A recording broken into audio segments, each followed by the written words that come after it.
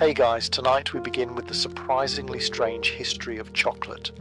So before you get comfortable, take a moment to like the video and subscribe, but only if you genuinely enjoy what I do here. And let me know in the comments where you are tuning in from and what time it is for you. It is always fascinating to see how far these stories travel. Now dim the lights, maybe turn on a fan for that soft background hum, and let's ease into tonight's journey together. Long before chocolate bars, chocolate cake, chocolate milk, or the mysterious ability of chocolate to disappear from kitchen cabinets overnight, there was simply a tree growing quietly in the tropical forests of the Americas. The cacao tree. Its scientific name is Theobroma cacao, which translates to food of the gods. A very confident name for a plant that, if you saw it in the wild, you might initially describe as that weird tree with footballs growing out of it. Because that is essentially what it looks like. Cacao pods grow directly from the trunk and main branches of the tree, hanging from the bark like oversized, brightly colored ornaments. Yellow, orange, red, sometimes purple. Each pod about the size of a small football. Inside each pod are 20 to 40 seeds. Those seeds are cacao beans, and every piece of chocolate you have ever eaten, every truffle, brownie, hot chocolate, chocolate bar, or emergency snack consumed at 2 in the morning, began with those beans. But here is the important detail. In their natural state, cacao beans do not taste like chocolate at all. If you bite into a raw cacao bean expecting something resembling a chocolate bar, you will be greeted by an extremely bitter flavor that immediately raises the question, who in history looked at this and thought, yes, this will definitely become dessert?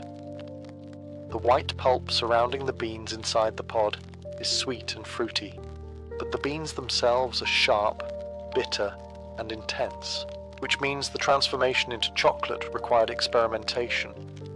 A lot of it.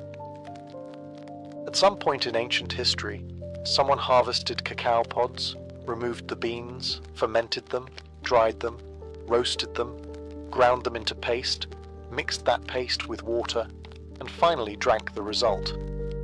That is an impressive amount of work for something that still ended up tasting bitter. But humans have always been curious creatures. The cacao tree grows best in warm, humid rainforests, particularly in the regions of Mesoamerica. It requires shade, moisture, and patience. A cacao tree can take several years before producing its first pods, which means farmers had to commit long before seeing results. So, cacao was never an easy crop. And anything that requires effort tends to gain value. Over time, people realized that these strange pods hanging from rainforest trees contained something unusual, a drink with energy, flavor, and cultural importance. They just didn't realize yet that thousands of years later, the same plant would become the reason half the planet keeps chocolate hidden somewhere in the kitchen. For research purposes, of course. Once people figured out that the strange pods growing on cacao trees contained something interesting, the next step was obvious. Experiment.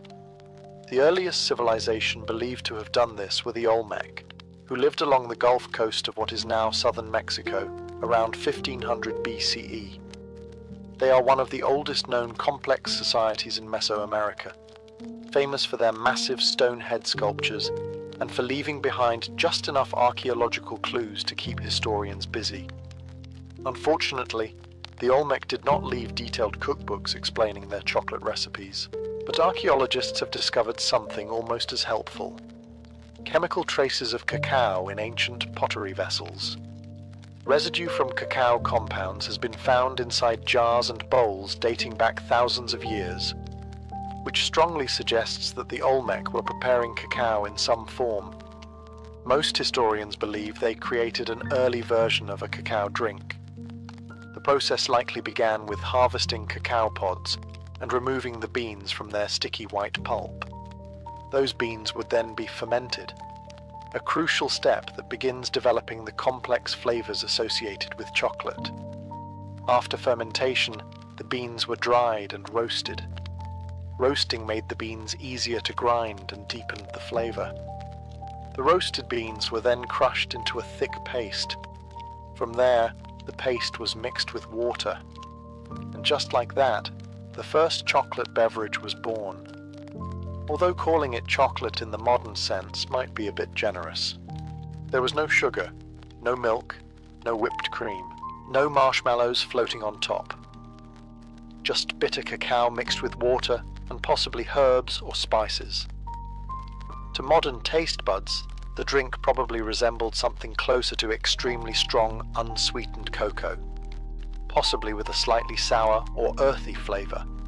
In other words, if someone served it to you today and said, "Here is ancient chocolate," your first reaction might be confusion, followed by a polite but concerned sip. But to the Olmec, this drink was significant. It required multiple steps to prepare, which meant it was not something people casually made every day. That effort likely gave it special meaning within their culture. What began as experimentation with rainforest seeds had become something more.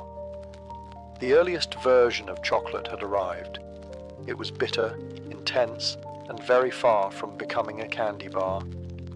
At first, cacao probably began as a wild discovery. Someone found the pods growing in the rainforest, experimented with the beans, and eventually figured out how to turn them into a drink that was interesting. Not sweet, not comforting, but interesting enough that people kept making it. But once a food becomes valuable, something inevitable happens. People start growing it on purpose, and that is exactly what happened with cacao. The Olmec and later Mesoamerican cultures began cultivating cacao trees rather than simply gathering them from the forest. This required careful agricultural planning, because cacao trees are surprisingly picky about where they grow. They prefer warm temperatures, high humidity, steady rainfall, and shade from taller trees. Too much sun can damage them. Too little moisture slows their growth. In other words, cacao farming is less like planting wheat and more like maintaining a slightly temperamental rainforest guest. Farmers learned to grow cacao trees beneath the canopy of larger trees, creating shaded orchards that mimicked the natural forest environment. The trees could take several years before producing their first pods, meaning cacao farming required patience and long-term planning, which is rarely the hallmark of a casual snack industry. Once cultivated, the pods had to be harvested carefully. Each pod was cut from the trunk with blades or stone tools. Inside the thick shell, the beans were surrounded by soft white pulp that was sweet and slightly fruity. This pulp played an important role. The beans were usually fermented while still surrounded by it. Fermentation helped break down the bitterness of the beans and develop more complex flavors. It also loosened the outer shell, making the beans easier to process later. After fermentation came drying, roasting, and grinding. All of this effort meant cacao was not a casual ingredient. It was labor-intensive, and labor-intensive foods tend to gain status. Over time, cacao farming spread across regions of Mesoamerica where the climate allowed it. Communities traded beans along early trade routes, moving cacao from tropical growing areas into cities and settlements further inland. By this point, cacao was no longer just a strange plant discovered in the forest. It had become agriculture, and once something becomes agriculture, it rarely stays ordinary for long, because the next step is almost always the same. Culture builds around it. By the time the Maya civilization rose to prominence across Mesoamerica, cacao had already been cultivated and traded for generations. But the Maya did something important. They turned cacao into culture. The Maya called their chocolate drink xocolotl, a word that roughly translates to bitter water. which, while not the most appetizing description in modern terms, was perfectly accurate. Their preparation process was surprisingly sophisticated. Cacao beans were fermented, dried, and roasted.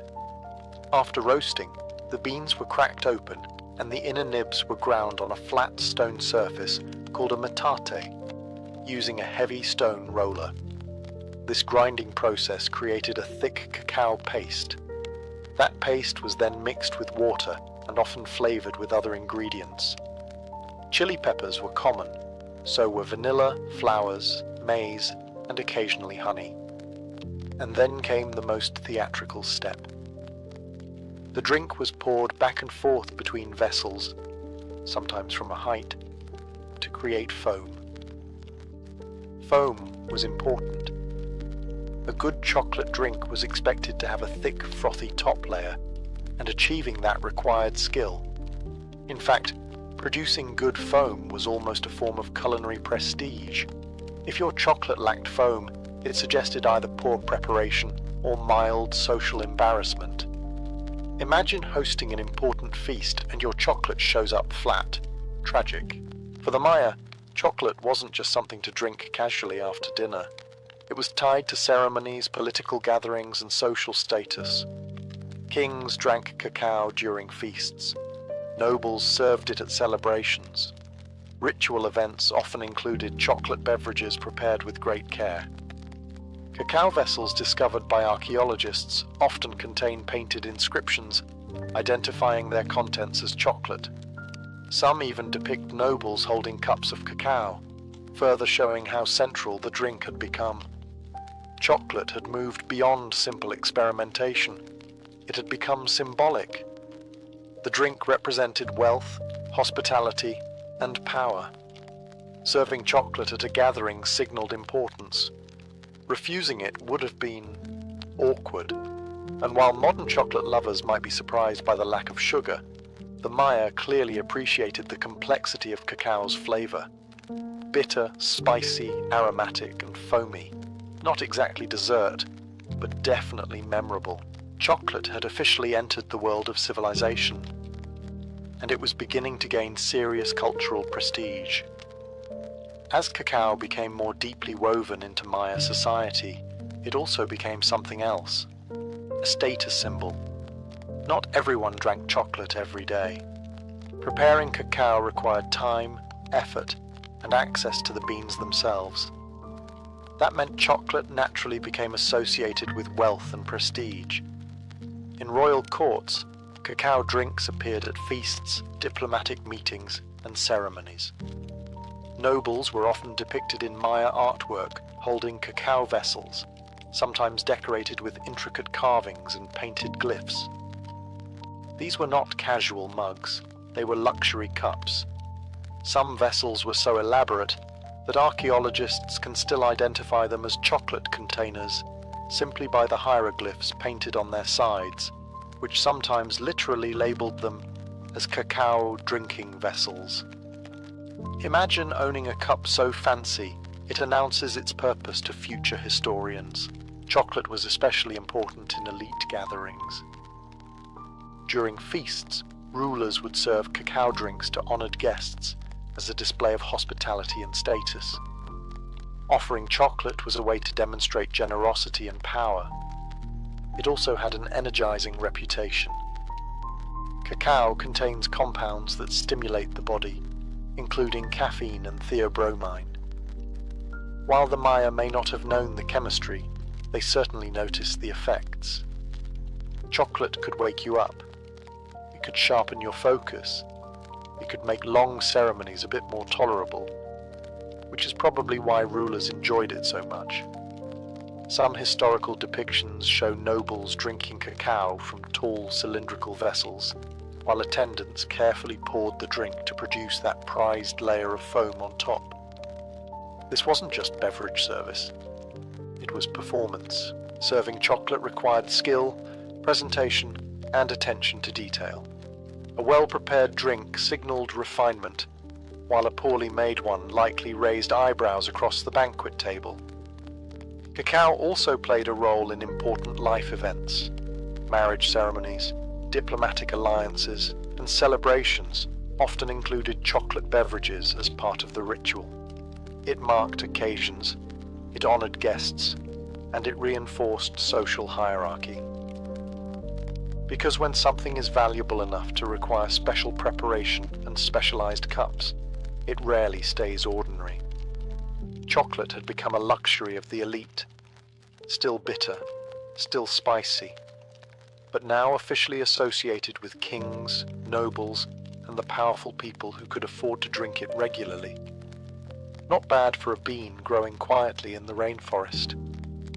By the time cacao was firmly established in Maya society, it had moved beyond agriculture, beyond luxury, and into something even more powerful: religion. To the Maya, cacao was not just a drink or a trade good, it carried spiritual meaning. It appeared in myths, rituals, and sacred ceremonies, often associated with life, fertility, and divine favor. In Maya mythology, the gods themselves were connected to cacao. Some stories describe cacao as a gift from the divine world, a plant given to humans as part of the creation of civilization. When a crop is believed to come from the gods, people tend to treat it with a certain level of respect. Chocolate was used in religious offerings and ceremonies, sometimes poured as libations or consumed during sacred rituals. Priests and nobles would drink cacao during important events tied to the spiritual calendar, and cacao did not disappear when someone died. Archaeologists have discovered chocolate vessels placed in tombs, often buried alongside elite individuals. Many of these vessels still contain chemical traces of cacao residue thousands of years later. The implication is clear. The Maya believed chocolate was something worth bringing into the afterlife, which says quite a lot about its importance. Funerary art from Maya tombs even depicts cacao trees or cacao pods, reinforcing the plant's symbolic role in ideas about death, rebirth, and continuity. In some imagery, cacao pods appear alongside scenes of the underworld or mythological narratives involving gods and ancestors. It was more than food. It was part of the spiritual landscape. This religious association also elevated cacao's prestige in everyday life. Drinking chocolate was not merely consumption. It carried echoes of ritual significance. When nobles drank cacao during feasts or ceremonies, they were participating in a tradition that connected agriculture, mythology, and social identity. And there is something slightly amusing about that when viewed from today's perspective. Because the same plant once used in sacred rituals across Mesoamerica now appears in chocolate chip cookies. But to the Maya, cacao was far more than dessert. It was a divine plant, a symbol of life, power, and the relationship between humans and the gods. And that sacred reputation would follow chocolate into the next great civilization of Mesoamerica. By the time cacao had become sacred, prestigious, and widely traded across Mesoamerica, people had also perfected the complicated process of turning raw beans into drinkable chocolate. Because the cacao bean does not cooperate easily. You cannot simply pick a pod, crush the seeds, and enjoy instant chocolate. The transformation from bitter seed to ceremonial drink required several careful steps, each one learned through generations of practice. First came the harvest. Cacao pods were cut directly from the tree trunk using blades or stone tools. The thick outer shell had to be split open to reveal the beans inside, surrounded by soft white pulp that was sweet and slightly fruity.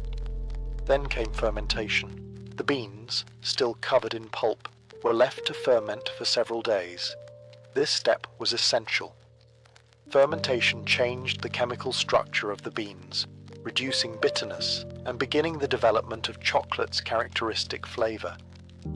It also loosened the thin outer shell around the beans. After fermentation, the beans were dried in the sun. Drying prevented spoilage and prepared them for the next step: roasting. Roasting deepened the flavor and made the beans easier to grind.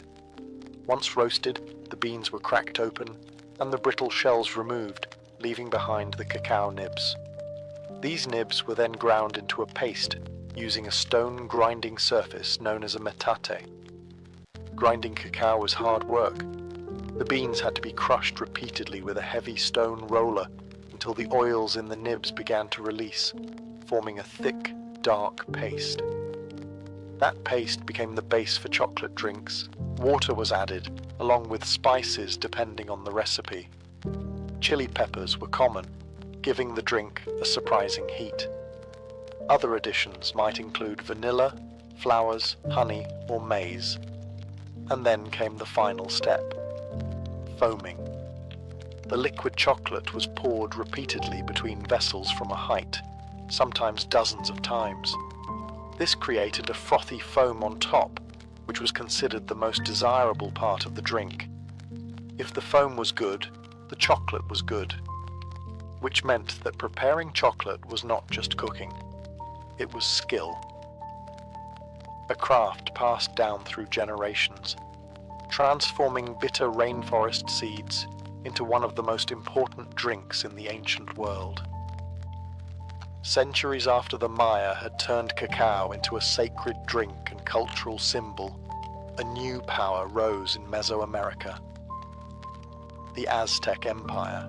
By the 14th and 15th centuries, the Aztecs controlled a vast territory across central Mexico. Their capital city, Tenochtitlan, was one of the largest cities in the world at the time, filled with temples, markets, canals, and bustling trade. But there was one small complication when it came to chocolate. Cacao trees do not grow well in the highlands where the Aztec capital was located. The climate was simply too cool and dry. So instead of growing cacao themselves, the Aztecs did something clever.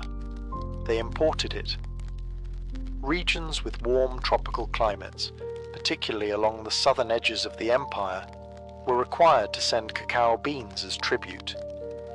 Conquered territories often paid their taxes in cacao, delivering thousands of beans to the imperial capital, which meant chocolate became tied directly to political power.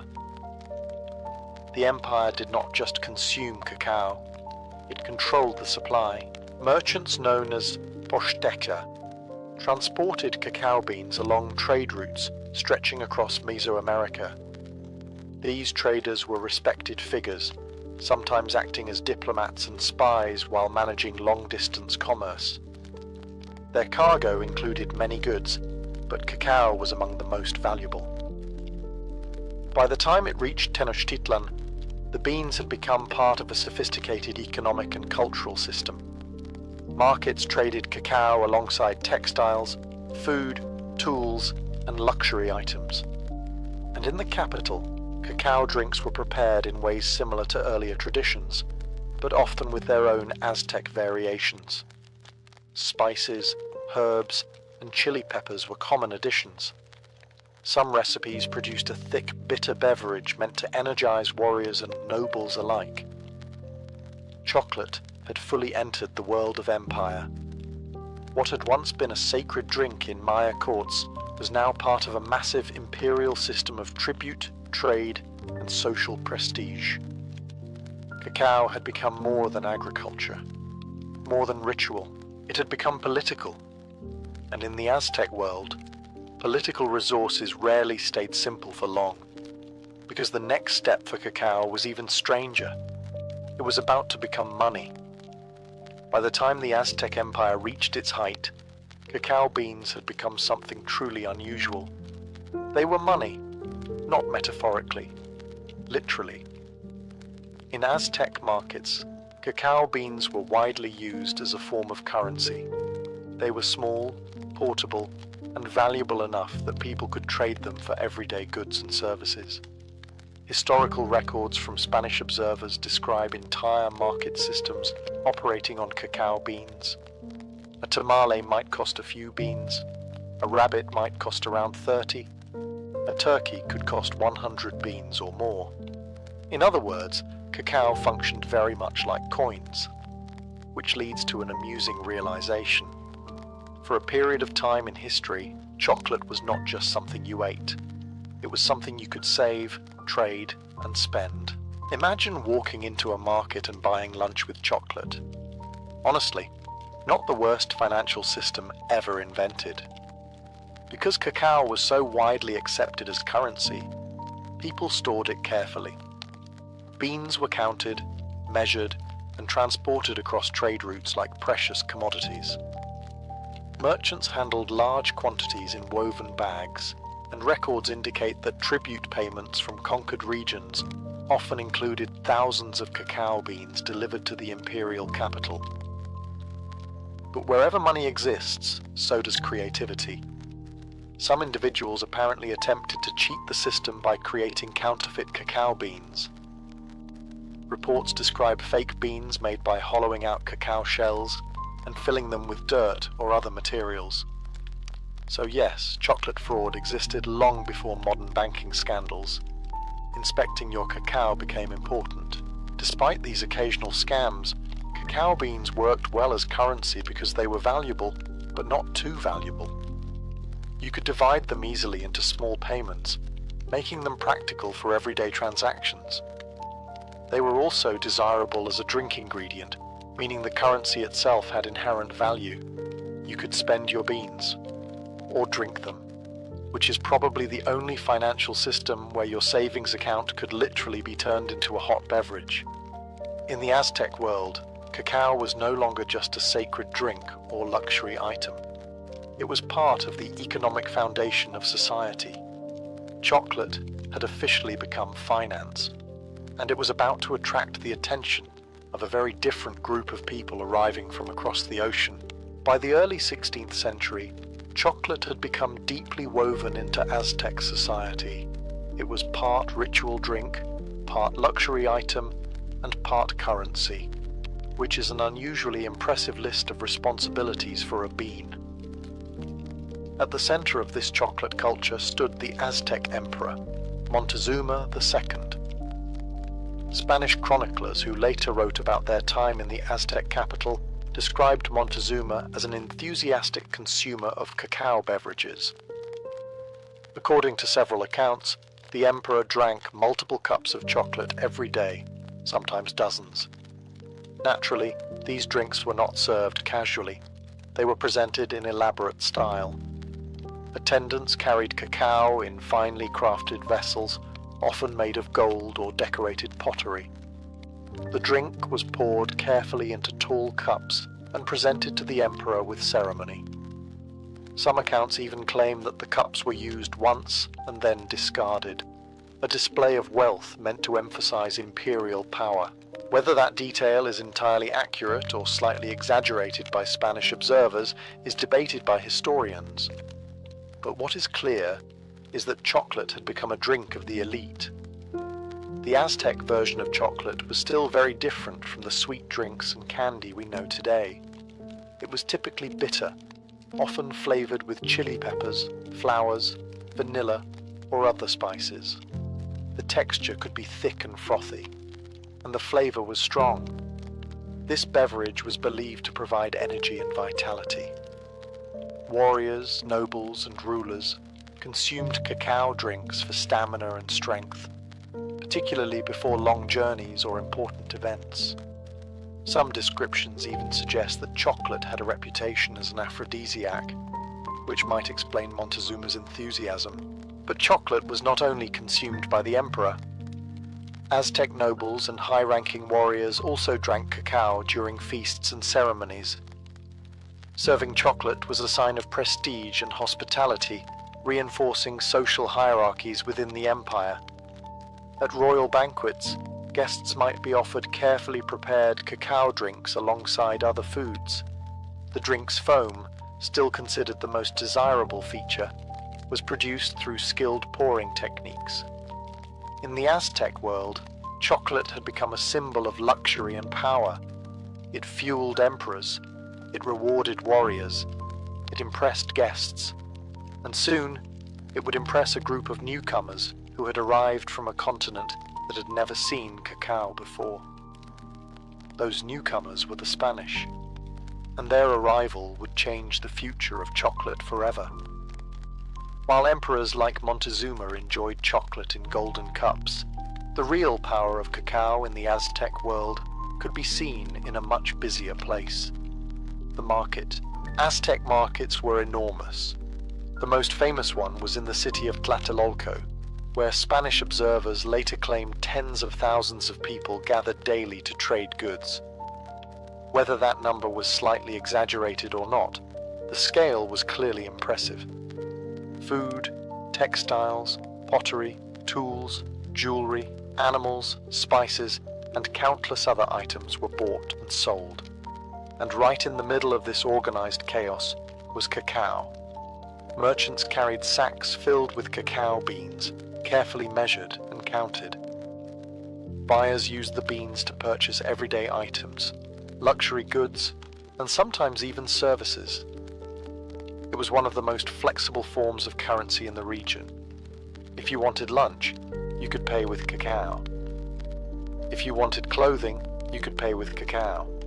If you wanted a small rabbit for dinner, you guessed it, cacao again. Markets had inspectors who ensured fair trade, and merchants were expected to maintain quality goods.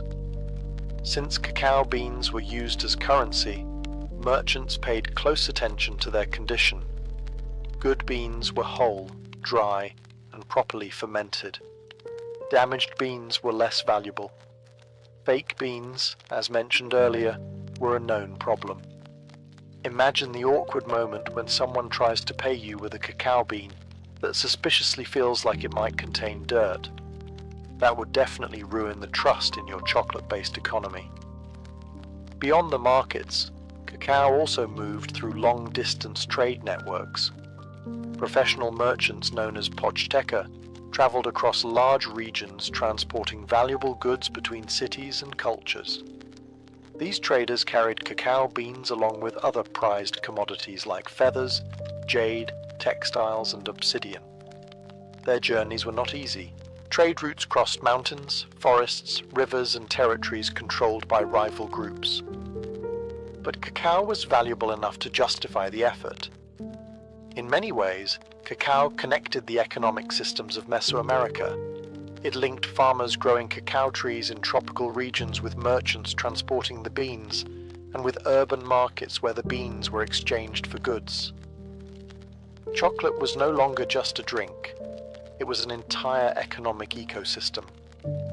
And this thriving system would soon encounter something completely unexpected: strangers arriving from across the ocean.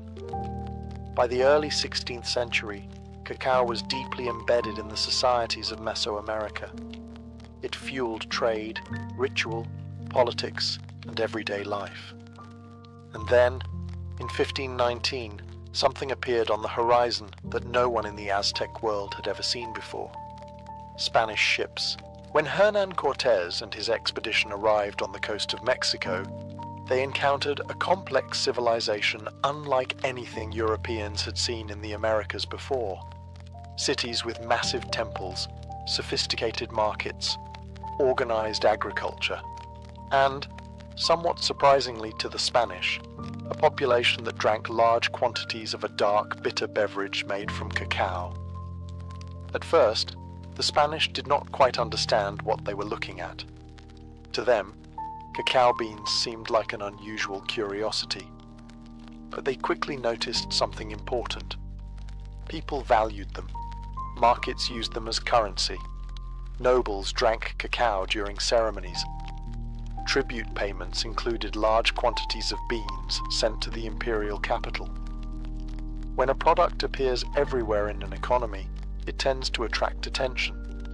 Spanish chroniclers began recording observations about cacao and its uses. They noted how the beans were processed, how the drink was prepared, and how widely it was consumed. They also noticed that chocolate did not taste sweet. In fact, many early European descriptions of cacao drinks mention bitterness, spices, and unfamiliar flavors.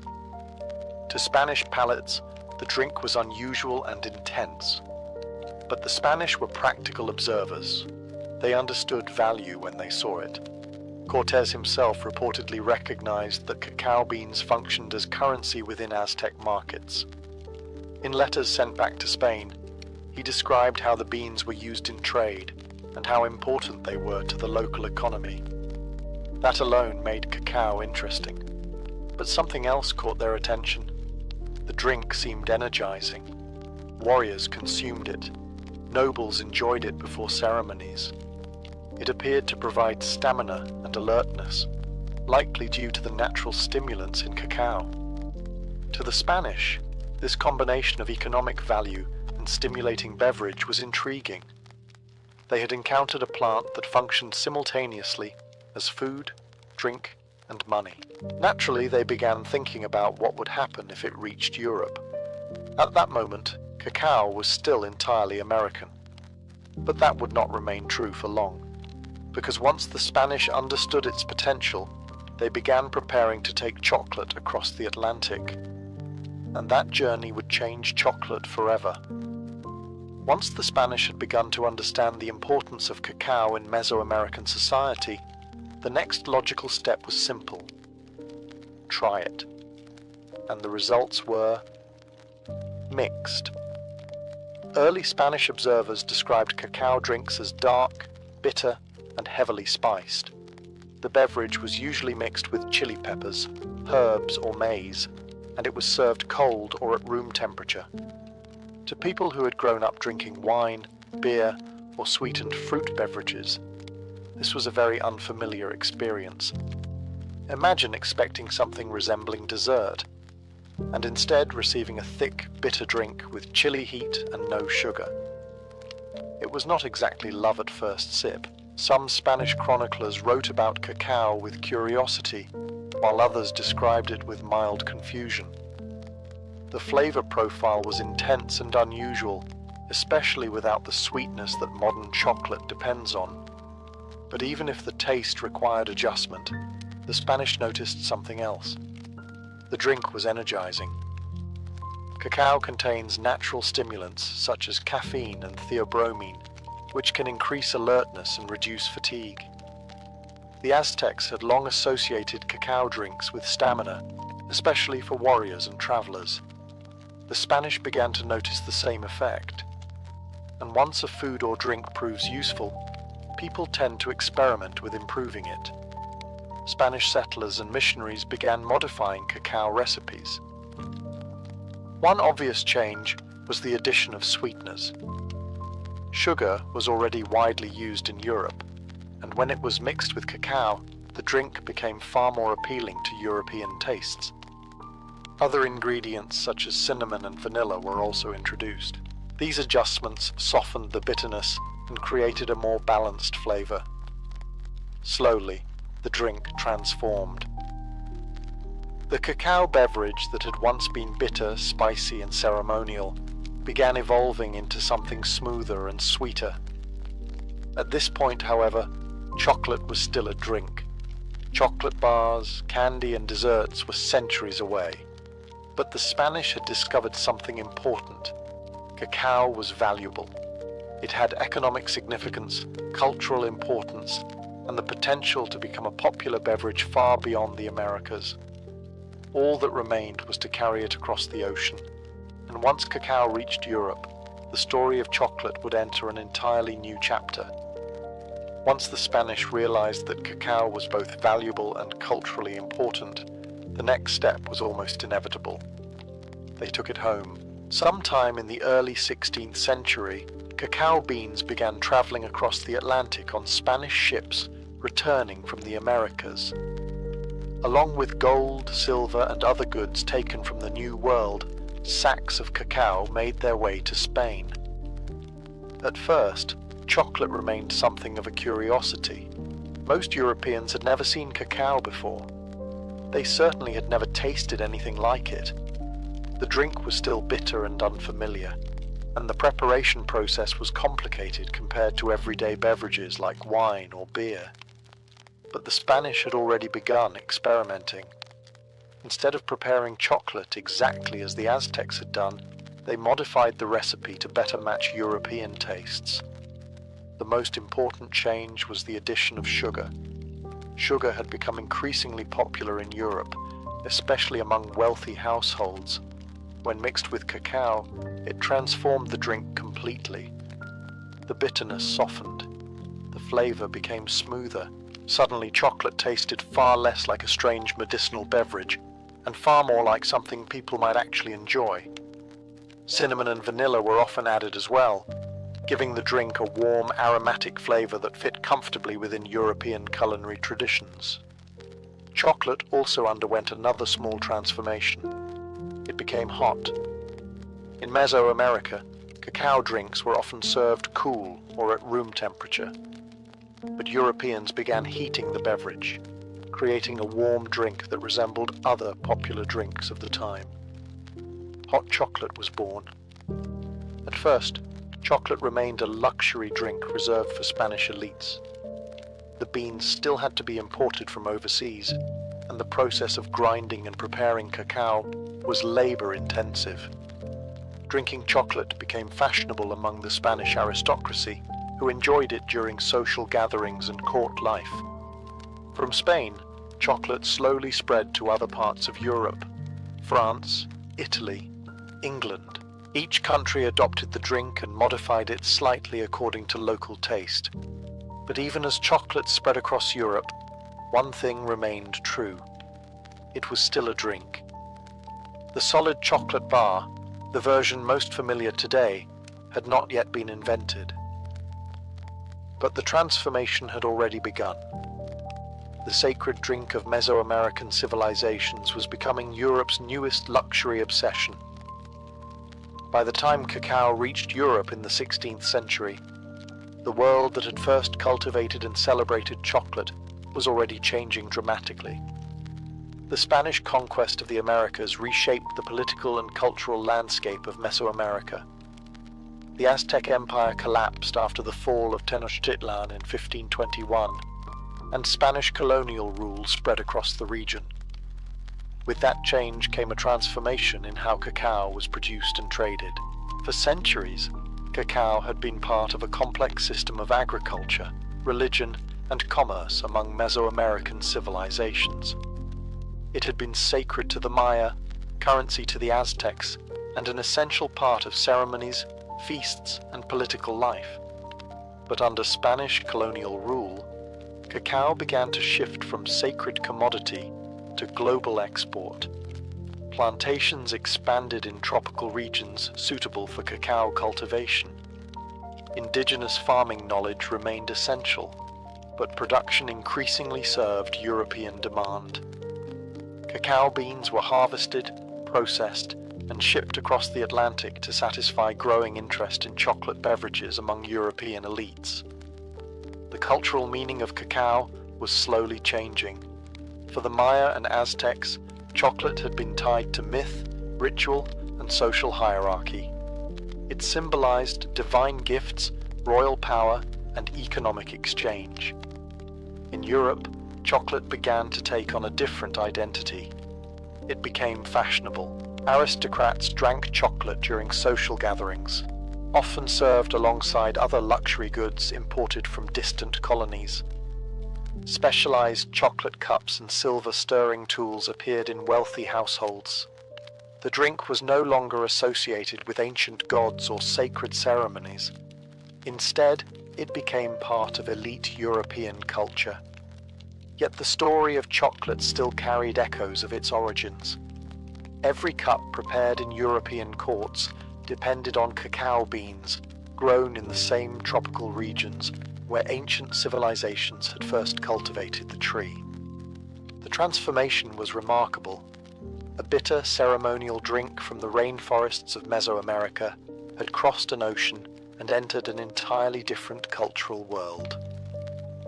But the journey of chocolate was not finished. For centuries it would remain a drink, enjoyed mostly by the wealthy. The next great change, the invention of solid chocolate, would not arrive until the industrial age. And when that happened, chocolate would finally become the familiar sweet treat the world knows today.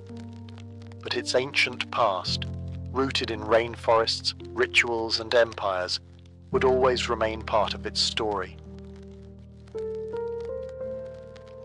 In the year 1254, in the busy maritime Republic of Venice, a boy named Marco Polo was born into a family that treated travel less like an adventure and more like a routine business expense. Venice at the time was one of the richest trading cities in the Mediterranean. Ships arrived daily carrying spices from India, silk from China, and enough gossip from distant ports to keep the taverns busy all night. Marco's father, Niccolo Polo, and his uncle, Maffeo Polo, were merchants who specialized in doing something most Europeans of the time considered slightly insane, traveling very far east. Long before Marco became famous, these two men had already journeyed across Central Asia, trading goods and meeting rulers few Europeans had ever heard of. In fact, during one of these journeys they encountered the powerful Mongol Emperor Kublai Khan, grandson of the legendary conqueror Genghis Khan. The Khan ruled an empire so enormous that a traveler could ride for months and still technically be inside it. To Europeans of the 13th century, this empire sounded less like a country and more like a rumor. When Niccolo and Maffeo eventually returned to Venice around 1269, Marco was about 15 years old. He had grown up mostly without his father, assuming that merchants simply disappeared for years at a time and occasionally reappeared with exotic fabrics and complicated travel stories. For a teenager in medieval Europe, this was either a sign of a very exciting life or very questionable parenting. The Polos brought back something unusual from their eastern journey, a request from Kublai Khan himself. The Mongol ruler had asked them to return with educated men from Europe, preferably priests, who could explain Western religion, science, and culture. Apparently the Khan was curious about the wider world and was not opposed to collecting knowledgeable foreigners the way other rulers collected rare animals. Plans were soon made for another expedition. This time, Marco would accompany them. At 17 years old, he prepared to leave Venice for a journey that would eventually stretch across deserts, mountains, and empires. What began as a merchant's family trip would become one of the most famous travel stories in history. And Marco Polo, still little more than an inexperienced teenager, was about to walk directly into the court of the most powerful emperor on earth. In 1271, the young Marco Polo finally set out on the journey that would define his life.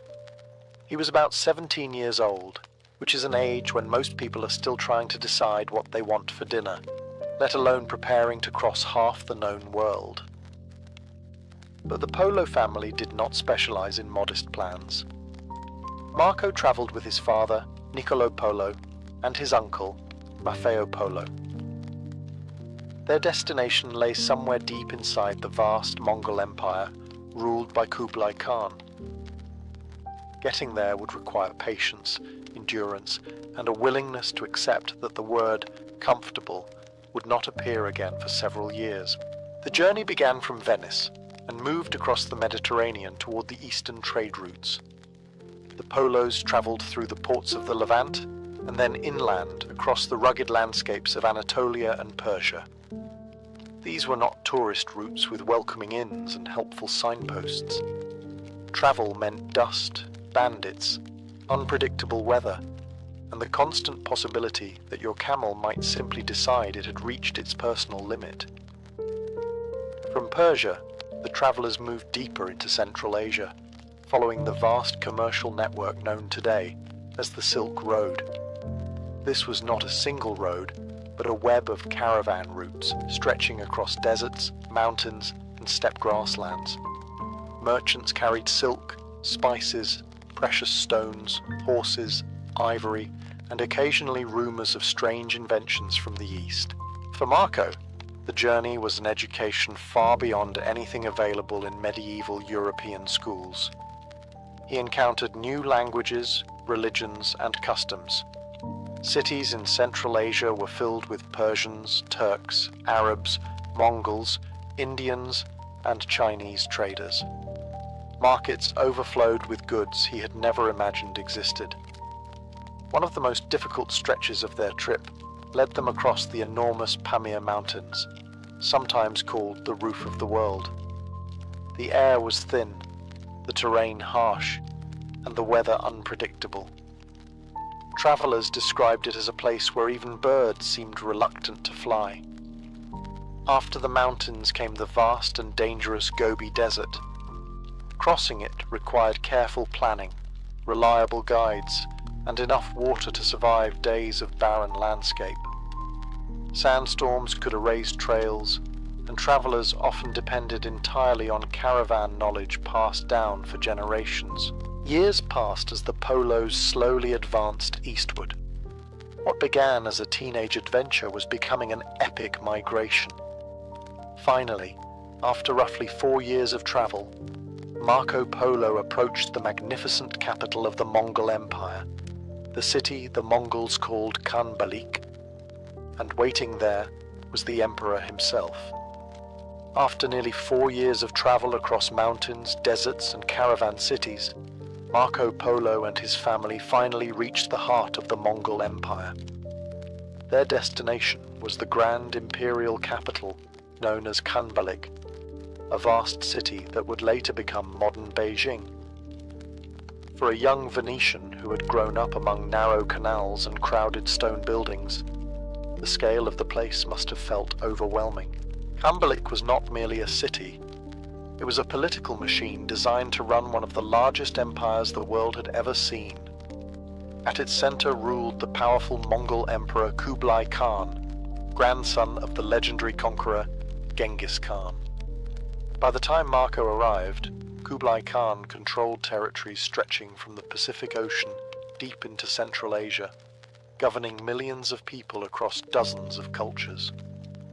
The imperial court itself was a spectacle unlike anything Marco had ever witnessed. The emperor's palace complex included enormous halls supported by carved columns, decorated with gold, silk banners, and intricate artworks from across Asia. According to Marco's later descriptions, the palace was filled with officials, soldiers, servants, translators, and ambassadors from distant lands, all waiting for audiences with the emperor. When the Polos were presented before Kublai Khan, they brought with them letters from the Pope and gifts from Europe.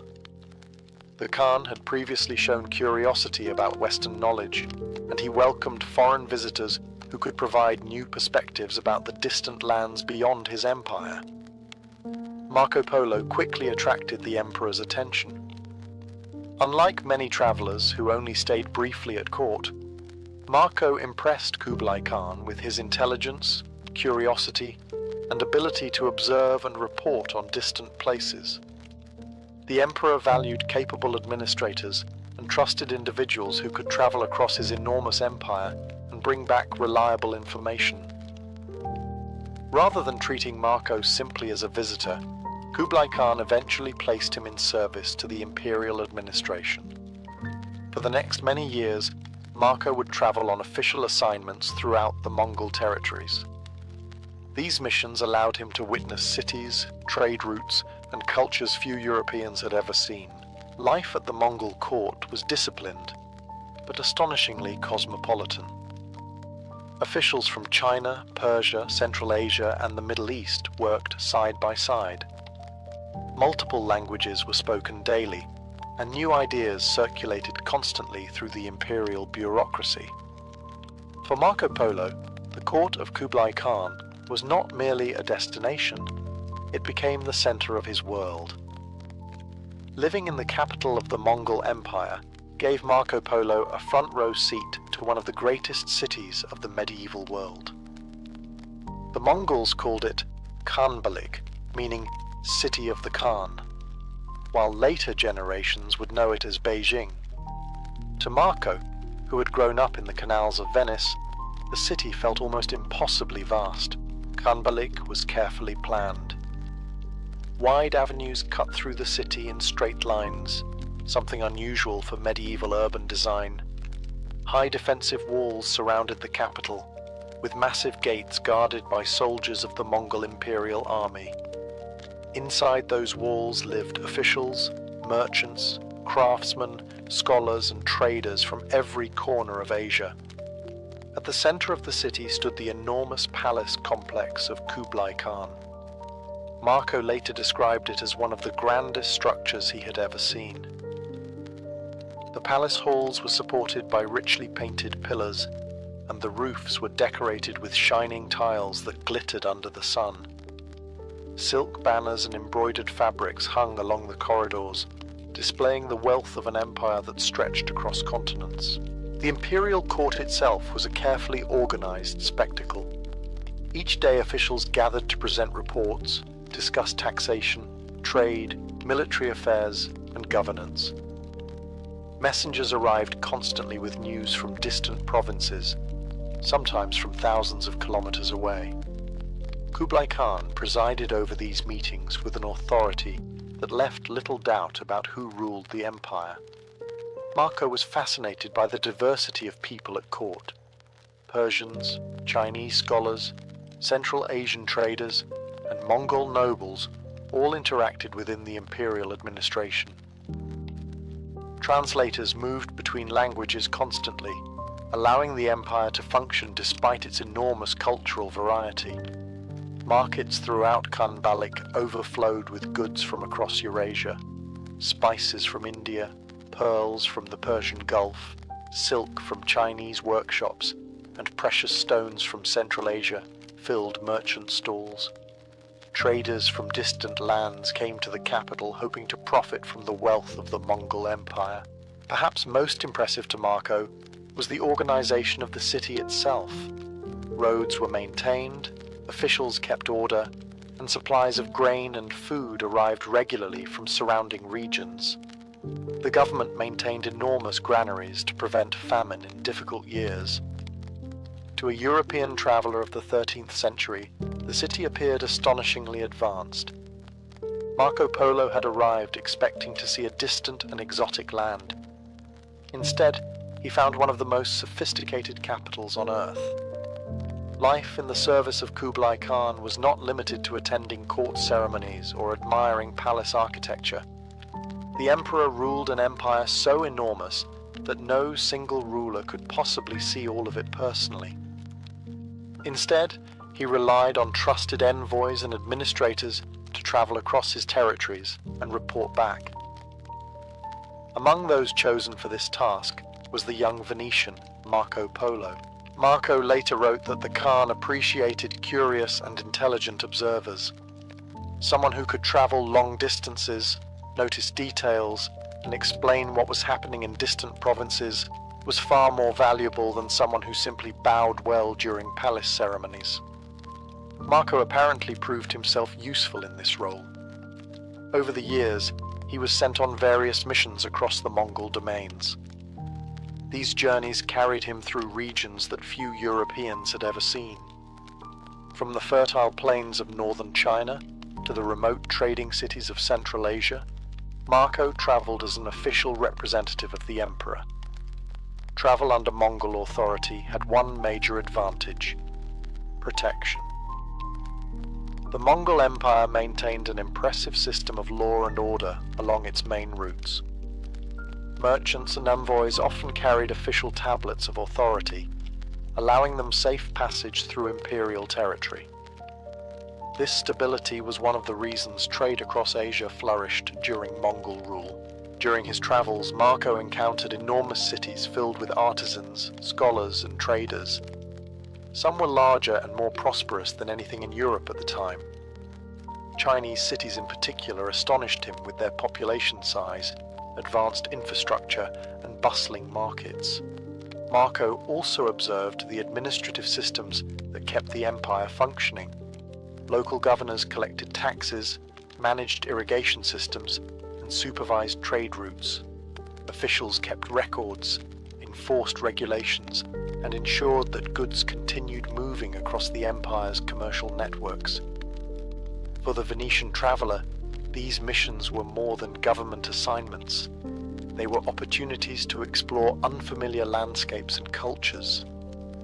He encountered Buddhist temples, Muslim mosques, and ancient Chinese traditions that had developed long before Europe's medieval kingdoms had even formed. Each journey gave Marco new stories to bring back to the imperial court, and each report strengthened the trust that Kublai Khan placed in his unusual European servant. What began as a merchant's son, wandering far from home, had now become something much stranger. Marco Polo had become one of the emperor's eyes across the empire. Among the many things that impressed Marco Polo during his years in the Mongol Empire, one system stood out as particularly astonishing: the vast imperial postal network created by Kublai Khan and his predecessors. To Marco, it seemed almost unbelievable that messages could travel across thousands of kilometers of territory with remarkable speed. This system, known as the Yam, functioned as the communication backbone of the Mongol Empire. Relay stations were placed along major roads at regular intervals. Each station was stocked with fresh horses, supplies, and resting places for messengers. Couriers carrying official orders could ride at high speed from one station to the next, changing horses along the way and continuing their journey without long delays. According to Marco Polo's descriptions, these relay posts were carefully organized. Some stations held dozens of horses ready for use. Others included food, lodging, and supplies for travelers carrying official passes issued by the imperial court. Messengers could cover enormous distances in a surprisingly short time, something almost unimaginable in medieval Europe. The Mongols understood that governing a massive empire required fast communication. Orders from the emperor in the capital could travel quickly to distant provinces. Military commands, tax instructions, and reports from local governors moved constantly along these roads. For travelers like Marco Polo, the system was incredibly useful. Because he served the imperial administration, he often carried official tablets, granting him the right to use the postal stations. These tablets, sometimes made of gold or silver depending on rank, acted as passports of authority throughout the empire. With this permission, Marco could obtain fresh horses and supplies at relay stations along the main routes. What might have taken months for an ordinary traveler could be completed far more quickly under imperial protection. The network also helped merchants and diplomats move across Asia safely. Roads were patrolled, stations maintained order, and supplies were regularly delivered. The Mongol Empire, despite its reputation for conquest, created a period of relative stability across much of Eurasia. Historians later called this era the Pax Mongolica, a time when trade routes flourished under Mongol protection. To a Venetian merchant's son accustomed to slower medieval travel, the scale and efficiency of this system were extraordinary. Marco Polo realized he was witnessing an empire run not just by power, but by organization. And the roads of Asia, watched over by the Mongols, had become the fastest highways of the medieval world. During his years serving the court of Kublai Khan, Marco Polo encountered levels of wealth and economic organization that seemed almost unbelievable to someone raised in medieval Europe. In the 13th century, European cities were still relatively small, trade networks were fragmented, and most wealth came from land or local commerce.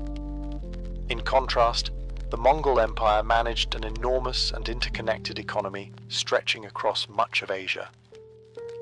One of the things that fascinated Marco the most was the use of paper money in China. Under the rule of Kublai Khan, the government issued official banknotes made from the bark of mulberry trees. These notes were stamped with the imperial seal and accepted throughout the empire as legal currency. To a European merchant accustomed to coins made of gold and silver, the idea that pieces of paper could represent real value sounded almost absurd. Yet within the Mongol system, it worked remarkably well. The government controlled the supply of the notes and required merchants to accept them in trade. Anyone who refused risked serious punishment, which tended to encourage cooperation. Markets across the empire were filled with goods from every direction. Silk textiles from Chinese workshops, spices from India and Southeast Asia, pearls from the Persian Gulf, and precious metals from Central Asia moved through trade routes protected by Mongol authority. Cities became centers of international commerce, where merchants from many cultures met to exchange goods and information. Marco described Chinese cities with populations far larger than those of European towns at the time. Some urban centers contained hundreds of thousands of residents, with bustling markets, workshops, and shipping ports. For a Venetian traveler, the scale of these cities must have seemed almost unreal. The wealth of the empire also flowed through taxation and tribute. Regions under Mongol rule paid taxes in goods, silver, grain, or labor.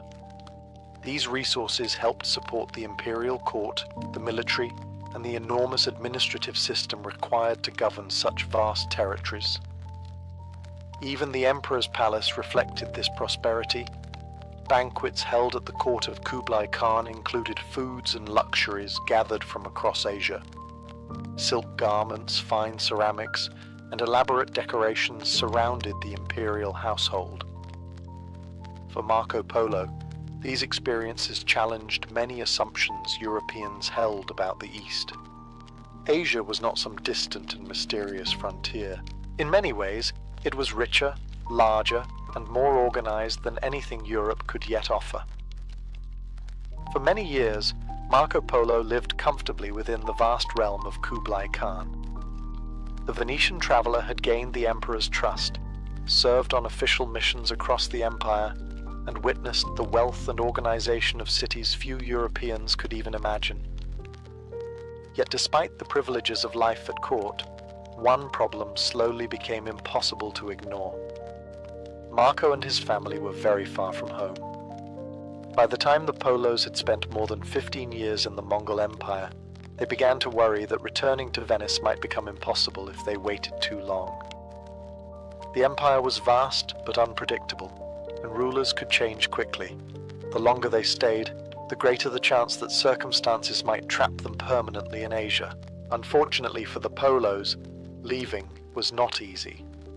Kublai Khan valued their service and did not want them to depart. The emperor appreciated skilled foreign advisors, and Marco had proven useful as a traveler and observer. Asking permission to leave the court required careful diplomacy. Their opportunity finally came through a royal mission. A Mongol princess named Kokochin was promised in marriage to a ruler in Persia. Because the journey across Central Asia had become dangerous, the court decided she should travel by sea instead. The mission required experienced travelers who could guide the expedition safely through unfamiliar waters. Marco Polo and his family volunteered for the task. The emperor reluctantly agreed. In 1291, the Polos departed the Mongol capital after many years of service, escorting the princess on a long maritime voyage that would carry them across the Indian Ocean toward the Persian Gulf. The journey proved extremely difficult. Storms, disease, and harsh conditions reduced the size of the fleet dramatically. Many sailors and travelers did not survive the voyage. What had begun as a diplomatic escort became a dangerous test of endurance. After months at sea, the surviving ships finally reached the Persian coast. The princess was delivered safely to her destination, completing the mission entrusted to the Polos. From Persia, Marco and his family continued their long journey westward through familiar caravan routes. Cities and landscapes that had once seemed distant now appeared strangely familiar after so many years in Asia. By the time they finally approached Venice again, nearly 24 years had passed since the day Marco Polo first left home. The world they returned to would barely recognize them. When Marco Polo finally returned to Venice around 1295, nearly a quarter of a century had passed since he had left as a teenager. According to later accounts, the Polo family arrived dressed in worn travel clothes after years on the road. Some relatives supposedly did not even recognize them at first. The merchants of Venice had assumed the Polos were long dead somewhere beyond the edges of the known world. But Marco had returned with something far more valuable than spices or silk. Stories. Stories about the vast empire of Kublai Khan, about cities larger than any in Europe, about paper money, organized postal systems, massive palaces, and thriving trade routes stretching across Asia. To many listeners in Venice, these descriptions sounded almost unbelievable. Not long after returning home, Marco Polo's life took another unexpected turn. During a conflict between Venice and its rival maritime republic Genoa, he was captured during a naval battle and imprisoned. Ironically, it was this imprisonment that helped transform his adventures into one of the most famous travel accounts in history. While in prison, Marco met a writer named Rustichello da Pisa. Rustichello had experience writing romances and adventure tales, which made him an ideal collaborator for turning Marco's long journey into a written narrative. Over time, Marco dictated his experiences while Rustichello organized them into a book. The result became known as The Travels of Marco Polo, sometimes called Il Milione. The book described the geography, wealth, and cultures of Asia in remarkable detail. It introduced European readers to cities in China, the organization of the Mongol Empire, the use of paper currency, and trade networks that connected distant civilizations. Many readers initially doubted the stories. Some believed Marco had exaggerated or even invented parts of his account. Medieval Europe had little direct knowledge of East Asia, and descriptions of enormous cities or sophisticated systems of government sounded suspiciously grand. Yet the book spread widely across Europe. For merchants, scholars, and explorers, Marco Polo's stories opened a window into lands far beyond the Mediterranean world. His descriptions inspired curiosity about Asia and helped fuel the growing European interest in Eastern trade. Centuries later, explorers such as Christopher Columbus would carry copies of Marco Polo's book while planning their own voyages. What began as the memories of one Venetian traveler had become a guide to the wider world. In the middle of the 19th century, the United States already stretched from the Atlantic Ocean to the Pacific. On maps, it looked like a single country. In reality, it felt more like two distant worlds, separated by mountains, deserts, and an enormous amount of patience. The eastern half of the nation was crowded with cities, factories, railways, and ports. Places like New York City and Chicago were growing rapidly, fueled by industry and immigration. Railroads crisscrossed the eastern states, allowing people and goods to move relatively quickly. But the West was another story entirely. Beyond the Mississippi River lay thousands of kilometers of rugged terrain. The towering Rocky Mountains formed a massive natural barrier, while vast plains and deserts stretched endlessly across the interior of the continent. Reaching the Pacific coast was not impossible, but it required determination, time, and a willingness to endure some truly miserable travel conditions. Many settlers moving west followed wagon routes like the Oregon Trail or the California Trail. These journeys often took 4 to 6 months. Families crossed rivers, climbed mountain passes, and navigated dry stretches of land where water was scarce. Wagons broke, animals died, and diseases spread easily among travelers.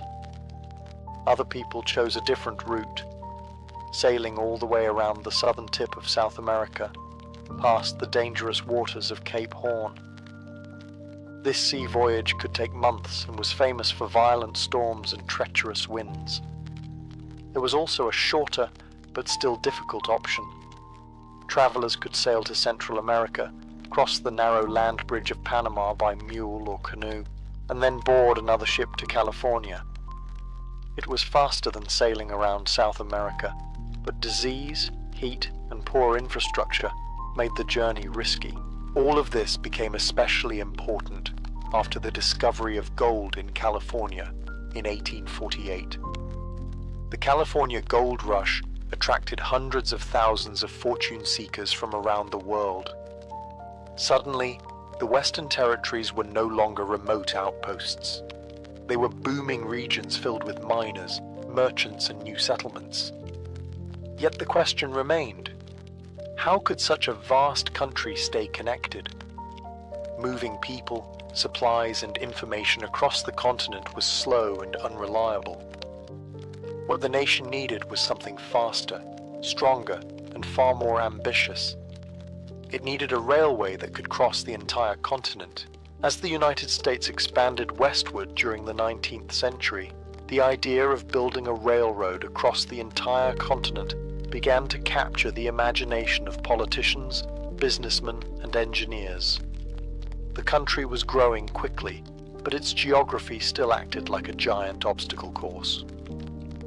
Connecting the Atlantic states with the Pacific coast required more than wagons and sailing ships. It required something bold. The concept of a transcontinental railroad had been discussed for years. Merchants wanted faster trade routes, settlers wanted safer travel, and the government wanted stronger control over the Western Territories. A railway would allow goods, soldiers, and mail to move across the continent in days instead of months. One of the earliest and most persistent supporters of the idea was Asa Whitney. As early as the 1840s, Whitney proposed a massive railway stretching from the Great Lakes to the Pacific Ocean. At the time, the proposal sounded wildly ambitious. The technology existed, but the scale of the project seemed almost absurd. The American landscape posed enormous challenges. Engineers would have to cross the vast Great Plains, climb the towering Rocky Mountains, and cut paths through the rugged Sierra Nevada mountain range. These were not small hills that could be casually navigated with a shovel and optimism.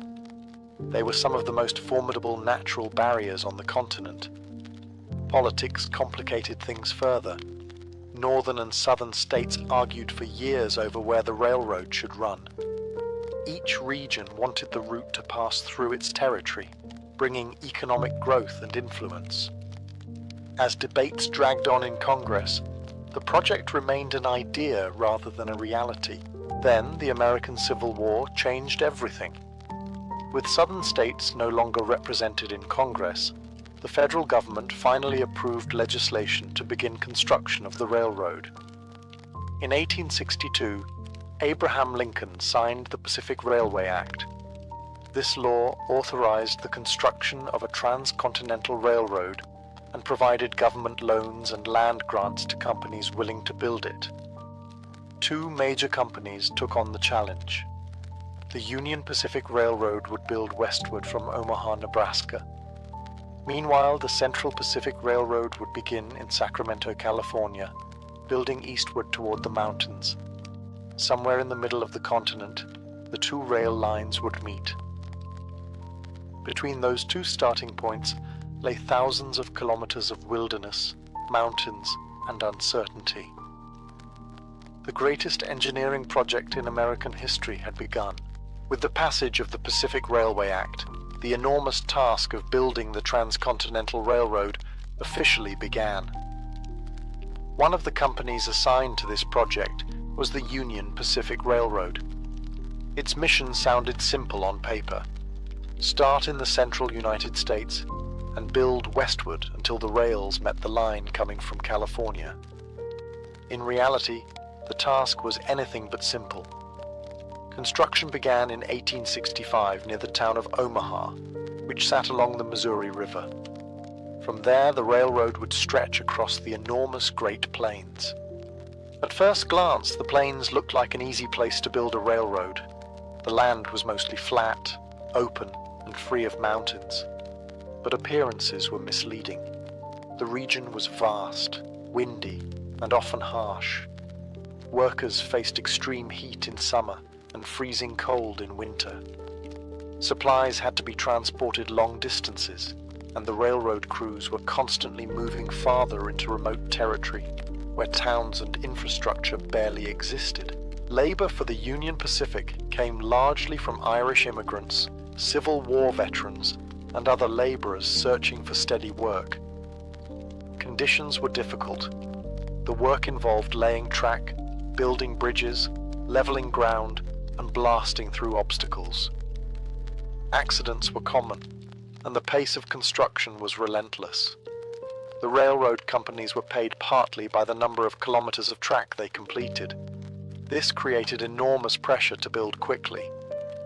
Construction crews worked long hours, often racing ahead to lay as much rail as possible before winter weather slowed progress. But speed was not the only challenge. As the Union Pacific pushed westward across the plains, tensions with Native American tribes increased. Many indigenous nations lived on the land the railroad now crossed, including groups such as the Lakota and the Cheyenne. To them, the railroad represented an invasion of their territory, bringing settlers, soldiers, and massive changes to their way of life. Conflicts sometimes broke out along the rail line. Workers and supply trains occasionally faced attacks, and the U.S. Army was frequently called in to protect construction crews. Despite these dangers, the rails continued creeping westward across the continent. Day by day, kilometer by kilometer, the Union Pacific pushed deeper into the American frontier. And far to the west, another company was racing toward them from California. While the Union Pacific Railroad pushed westward across the plains, another group of builders began their work on the opposite side of the continent. The Central Pacific Railroad started construction in the city of Sacramento, laying track eastward toward the towering mountains that separated California from the rest of the country.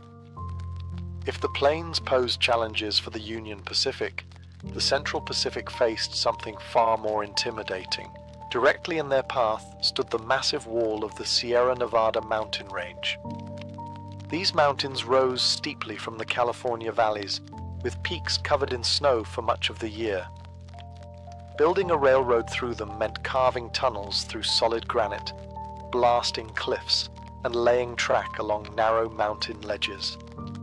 The company was led by a group of wealthy California businessmen, later known as the Big Four: Leland Stanford, Collis P. Huntington, Mark Hopkins, and Charles Crocker.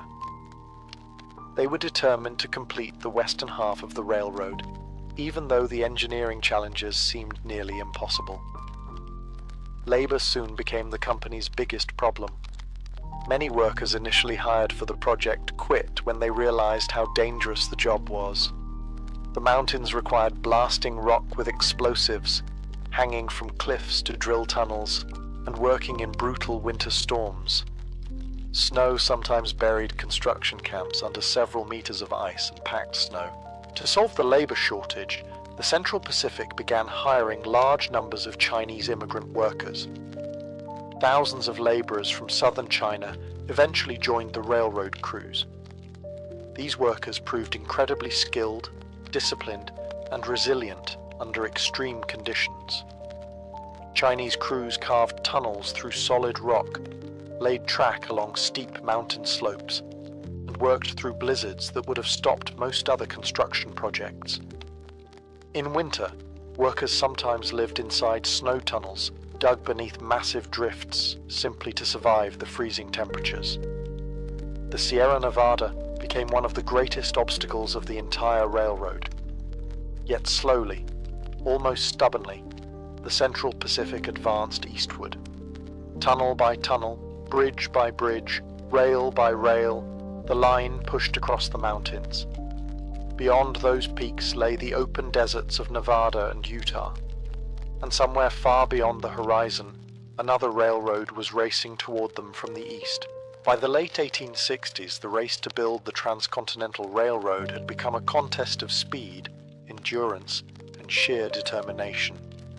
From the east, the Union Pacific Railroad pushed its tracks steadily westward across the open grasslands of the Great Plains.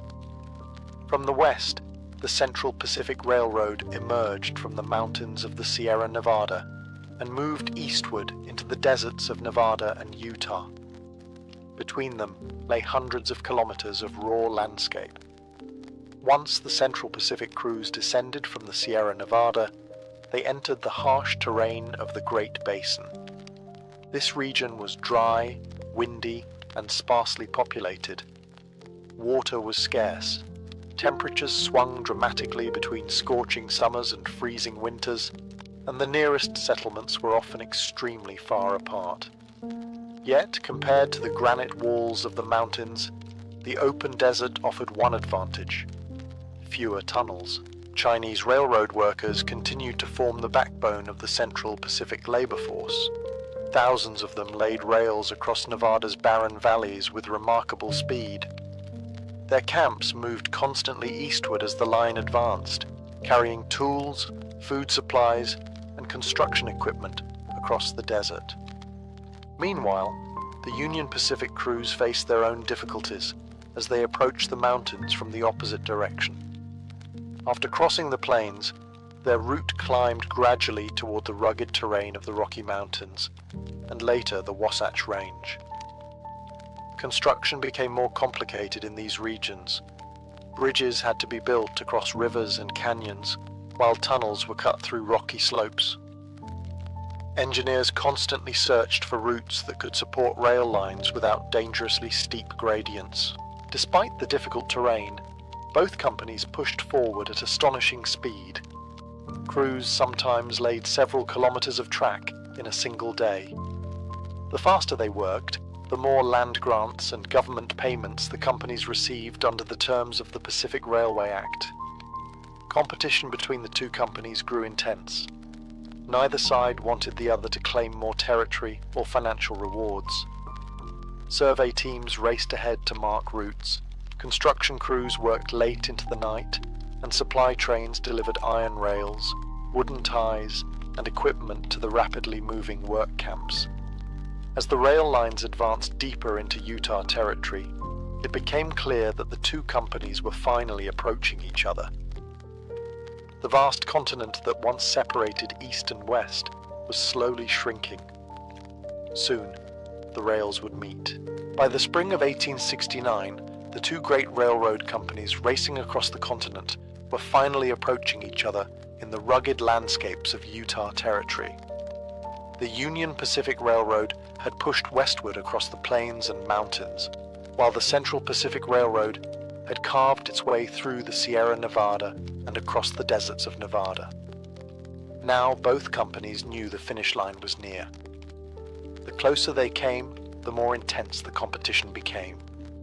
Because the government paid railroad companies based on the amount of track they completed under the Pacific Railway Act, every additional kilometer meant more money and more land grants. This created a strange situation where the two companies began racing each other toward the meeting point. Survey teams from both railroads hurried across the Utah landscape, trying to claim the most advantageous routes before the other company could reach them. Crews sometimes laid tracks beyond what engineers considered practical, simply to gain financial advantage.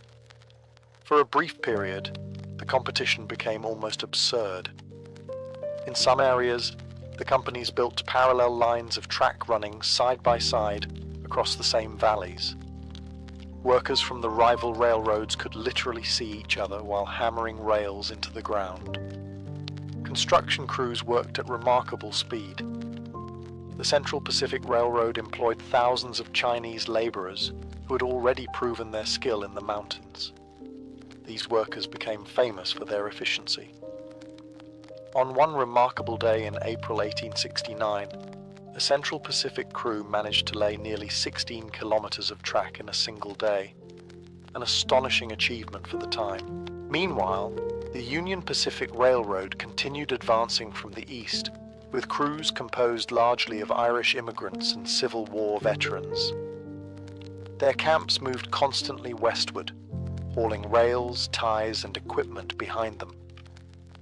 But eventually the competition had to end. The federal government stepped in to settle the issue of where the two rail lines would officially meet. After negotiations and surveys, the meeting point was chosen at a small, remote location in northern Utah called Promontory Summit. Here, the two railroads would finally connect. Soon, the rails stretching from the Atlantic states and those coming from the Pacific coast would form one continuous line. A continent that once required months to cross was about to be linked by steel. On the morning of May 10th, 1869, workers, engineers, railroad executives and government officials gathered at a remote location in northern Utah known as Promontory Summit. The dusty plateau did not look particularly historic at first glance. It was quiet, dry, and surrounded by wide open land. Yet on that day, it became the site of one of the most important moments in American transportation history. Two locomotives slowly approached each other from opposite directions. From the east came the train of the Union Pacific Railroad. From the west arrived the locomotive of the Central Pacific Railroad. For years, these companies had raced across the continent, building rails through mountains, plains, and deserts. Now their tracks were about to meet. Crowds gathered around the final section of rail where the two lines would be joined. Photographers prepared their equipment, reporters took notes, and railroad officials stood ready for the ceremonial moment that would mark the completion of the Transcontinental Railroad. At the center of the ceremony stood a special railroad spike made of gold. This spike, often called the Golden Spike, symbolized the final connection between the two rail lines. It was carefully placed into the last wooden tie where the final rail would be secured. One of the key figures present that day was Leland Stanford, one of the leaders of the Central Pacific Railroad. Stanford was given the honor of driving the ceremonial spike. A telegraph wire had been connected to the hammer and spike so that the moment the spike was struck, a signal would travel instantly across the nation. Telegraph operators in cities throughout the United States waited for the message. When the final blow was delivered, the signal flashed through the telegraph network. Across the country, church bells rang and cannons fired in celebration. Cities held parades, and newspapers quickly spread the news that the continent had been connected by rail. The symbolic spike marked more than just the joining of two tracks. For the first time in history, travelers could cross the United States from the Atlantic coast to the Pacific Ocean using a continuous railroad line. What once took months of dangerous travel could now be completed in about a week. Steel rails had stitched the continent together, and the United States had entered a new era of movement, trade, and expansion. When the final spike was driven at Promontory Summit in 1869, the first Transcontinental Railroad completion did more than simply connect two rail lines. It fundamentally changed how the United States functioned as a nation. What had once been a vast and difficult frontier suddenly became far more accessible. Before the railroad, traveling from the eastern United States to the Pacific coast could take 4 to 6 months by wagon. The journey required crossing deserts, rivers, mountains, and territories where supplies were limited and danger was constant. With the completion of the railroad, that same journey could now be completed in roughly a week. Passengers boarded trains in eastern cities such as Chicago and traveled west across the plains, through mountain passes and into California. The rails passed through remote regions that only a few years earlier had been accessible mainly by wagon caravans. The railroad quickly transformed trade. Goods that once took months to move across the continent could now travel in days. California's agricultural products could reach eastern markets, while manufactured goods from eastern factories flowed westward into growing frontier towns. Entire industries expanded because of the new railway connection. Ranchers shipped cattle eastward, miners transported metals and minerals, and farmers gained access to distant markets that had previously been unreachable. The railroad also reshaped settlement patterns. New towns appeared along the rail lines as stations and supply points developed into permanent communities. Land grants given to railroad companies encouraged migration westward, bringing thousands of settlers into territories that had previously been sparsely populated. Yet the railroad's expansion also carried serious consequences. As rail lines crossed western territories, The traditional lands of many Native American nations were disrupted. Bison herds, which had long sustained indigenous communities across the Great Plains, were heavily affected by increased hunting and expanding settlement. The arrival of railroads accelerated conflicts and displacement that reshaped the lives of native peoples. Technological change was equally dramatic. Telegraph lines ran alongside the tracks, allowing messages to travel instantly across the continent. The combination of rail transportation and telegraph communication created a faster and more connected nation. For the first time, the United States truly functioned as a unified continental country. The iron rails did not simply move trains. They moved people, commerce, and ideas across an entire continent. The completion of the Transcontinental Railroad in 1869 did more than shorten travel time. It reshaped how Americans understood distance itself. What had once felt like a vast and nearly unreachable frontier suddenly became part of a connected national landscape. Before the railroad, crossing the continent required courage, patience, and months of difficult travel. Wagon trains crept slowly across routes like the Oregon Trail, while ships sailing around Cape Horn endured violent storms and dangerous seas. Journeys that once took seasons could now be completed in days aboard a train. Passengers boarding trains in eastern cities such as New York City or Chicago could travel across the plains, through mountain passes, and eventually arrive on the Pacific coast. The journey was still long by modern standards, but compared with earlier travel, it felt astonishingly fast. The railroad also transformed commerce on a massive scale. Goods moved across the country with unprecedented speed. California farmers could ship wheat, fruit, and vegetables eastward to growing urban markets. At the same time, manufactured goods from eastern factories flowed west into expanding towns and settlements. Industries that relied on transportation flourished. Mining operations in the Western Territories could now send silver and gold to eastern financial centers. Ranchers transported cattle to slaughterhouses in cities like Chicago, where the meatpacking industry expanded rapidly. The railroad also stimulated tourism. For the first time, travelers could visit distant landscapes that had once been almost inaccessible. Passengers rode trains through the towering peaks of the Rocky Mountains and the deserts of the American West, witnessing scenery that earlier explorers had crossed only with extreme difficulty. But perhaps the most important impact of the railroad was psychological. The continent no longer felt impossibly large.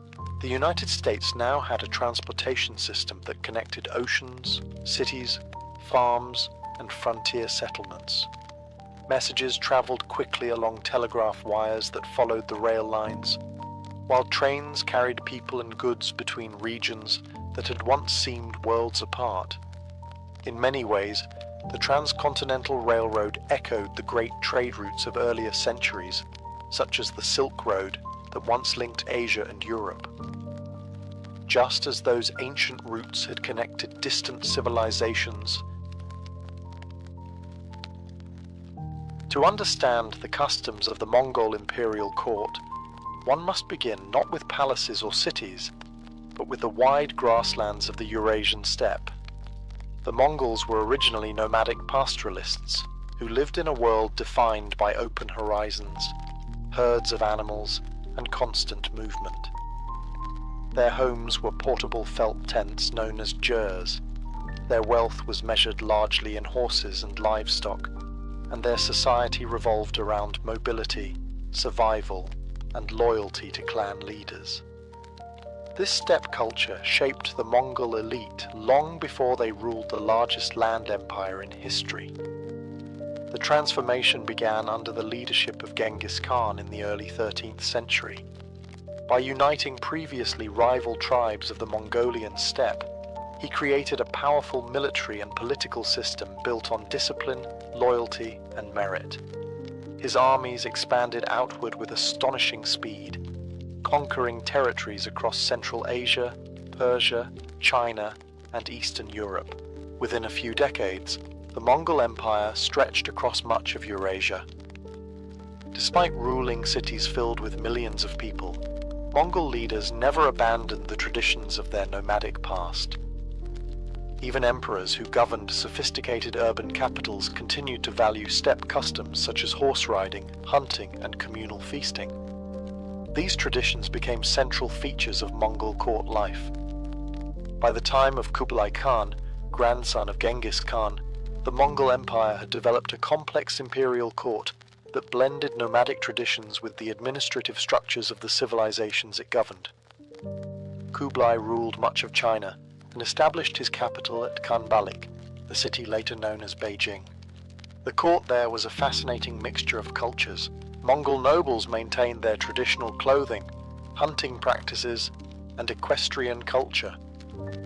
At the same time, Chinese bureaucrats, Persian scholars, and Central Asian merchants filled the administrative offices of the empire. Diplomats from distant lands arrived with gifts and tribute, while travelers and merchants carried stories across continents. Foreign visitors often found the court both impressive and unusual. One of the most famous observers was Marco Polo, who spent many years in the service of Kublai Khan, and later described the customs of the Mongol elite in great detail. According to these accounts, the Mongol court was not merely a place of political decisions. It was a stage for rituals of power, loyalty, and prestige. Lavish feasts, formal ceremonies, hunting expeditions, and displays of horsemanship all served to reinforce the authority of the Khan and the unity of the empire. In the Mongol world, court life still carried the spirit of the steppe. At the Mongol imperial court, power was not expressed quietly. Authority was displayed through carefully structured rituals that reinforced the position of the ruling Khan and reminded everyone present who stood at the center of the empire.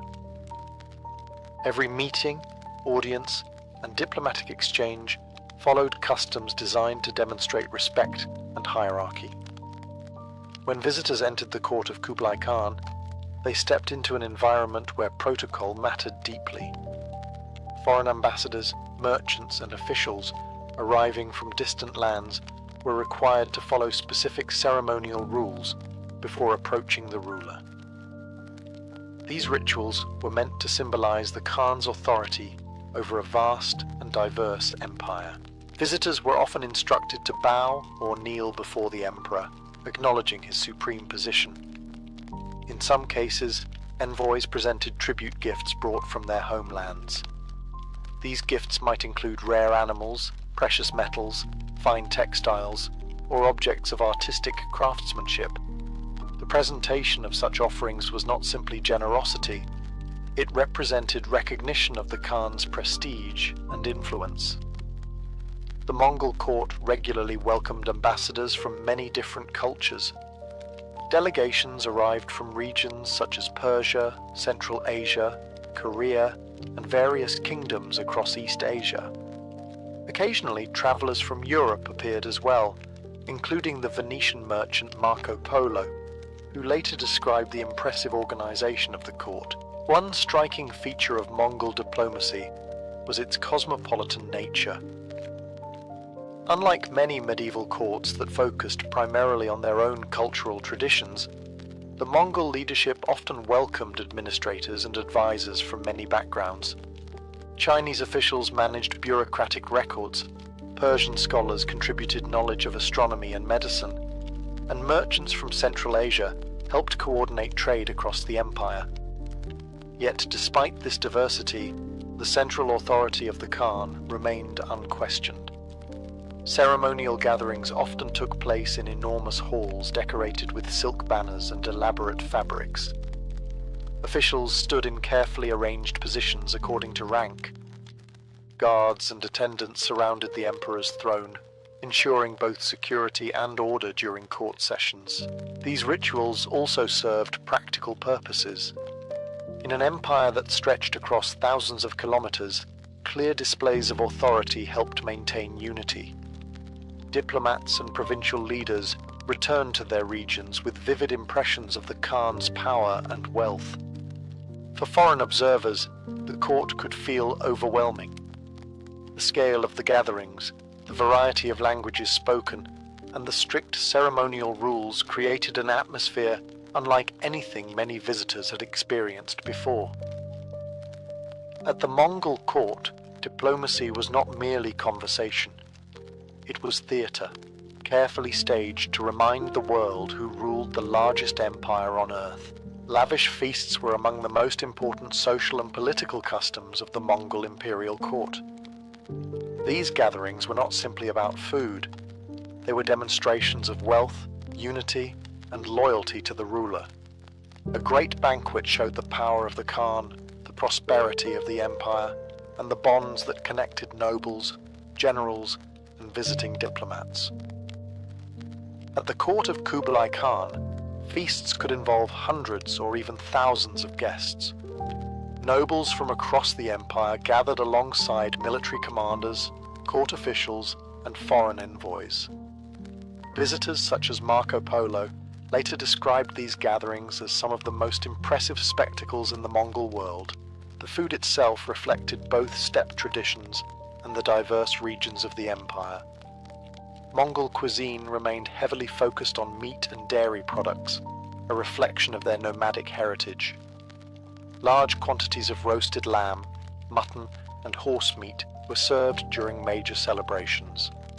These animals came from the vast herds maintained by Mongol elites across the grasslands. Milk products also played an important role in the diet. One of the most famous drinks at Mongol feasts was fermented mare's milk, known as arag. This beverage had been consumed by steppe peoples for centuries and remained a central part of Mongol culture even after the empire expanded into agricultural regions. But the imperial court also enjoyed foods from across the territories it controlled. Chinese chefs prepared elaborate dishes using rice, vegetables, and spices. Persian and Central Asian cooks introduced new flavors and cooking methods. As a result, the feasts of the Mongol elite became a fusion of many culinary traditions.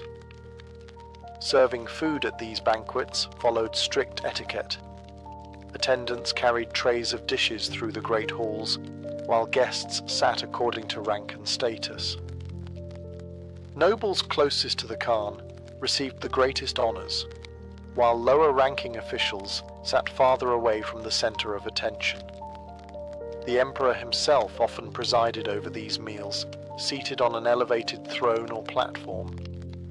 Guests could observe the ruler, but approaching him directly without permission was strictly forbidden. Feasts also included entertainment.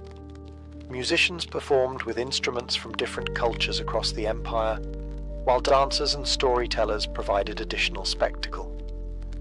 These performances reinforced the court's cosmopolitan character.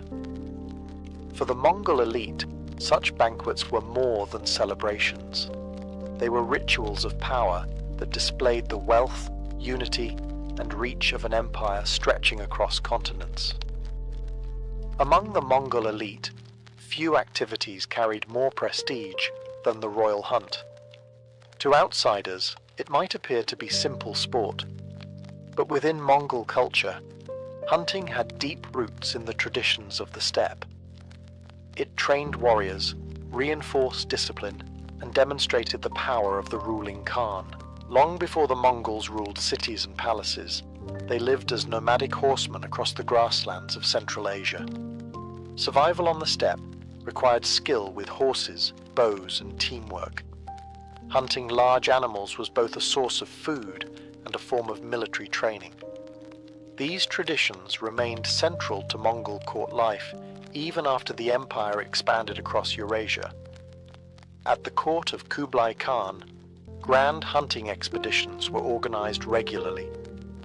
Nobles, generals, and members of the imperial family joined the emperor on journeys into the countryside where large numbers of animals could be pursued. One of the most impressive hunting practices used by the Mongols was known as the nurge, a massive coordinated hunt involving thousands of riders.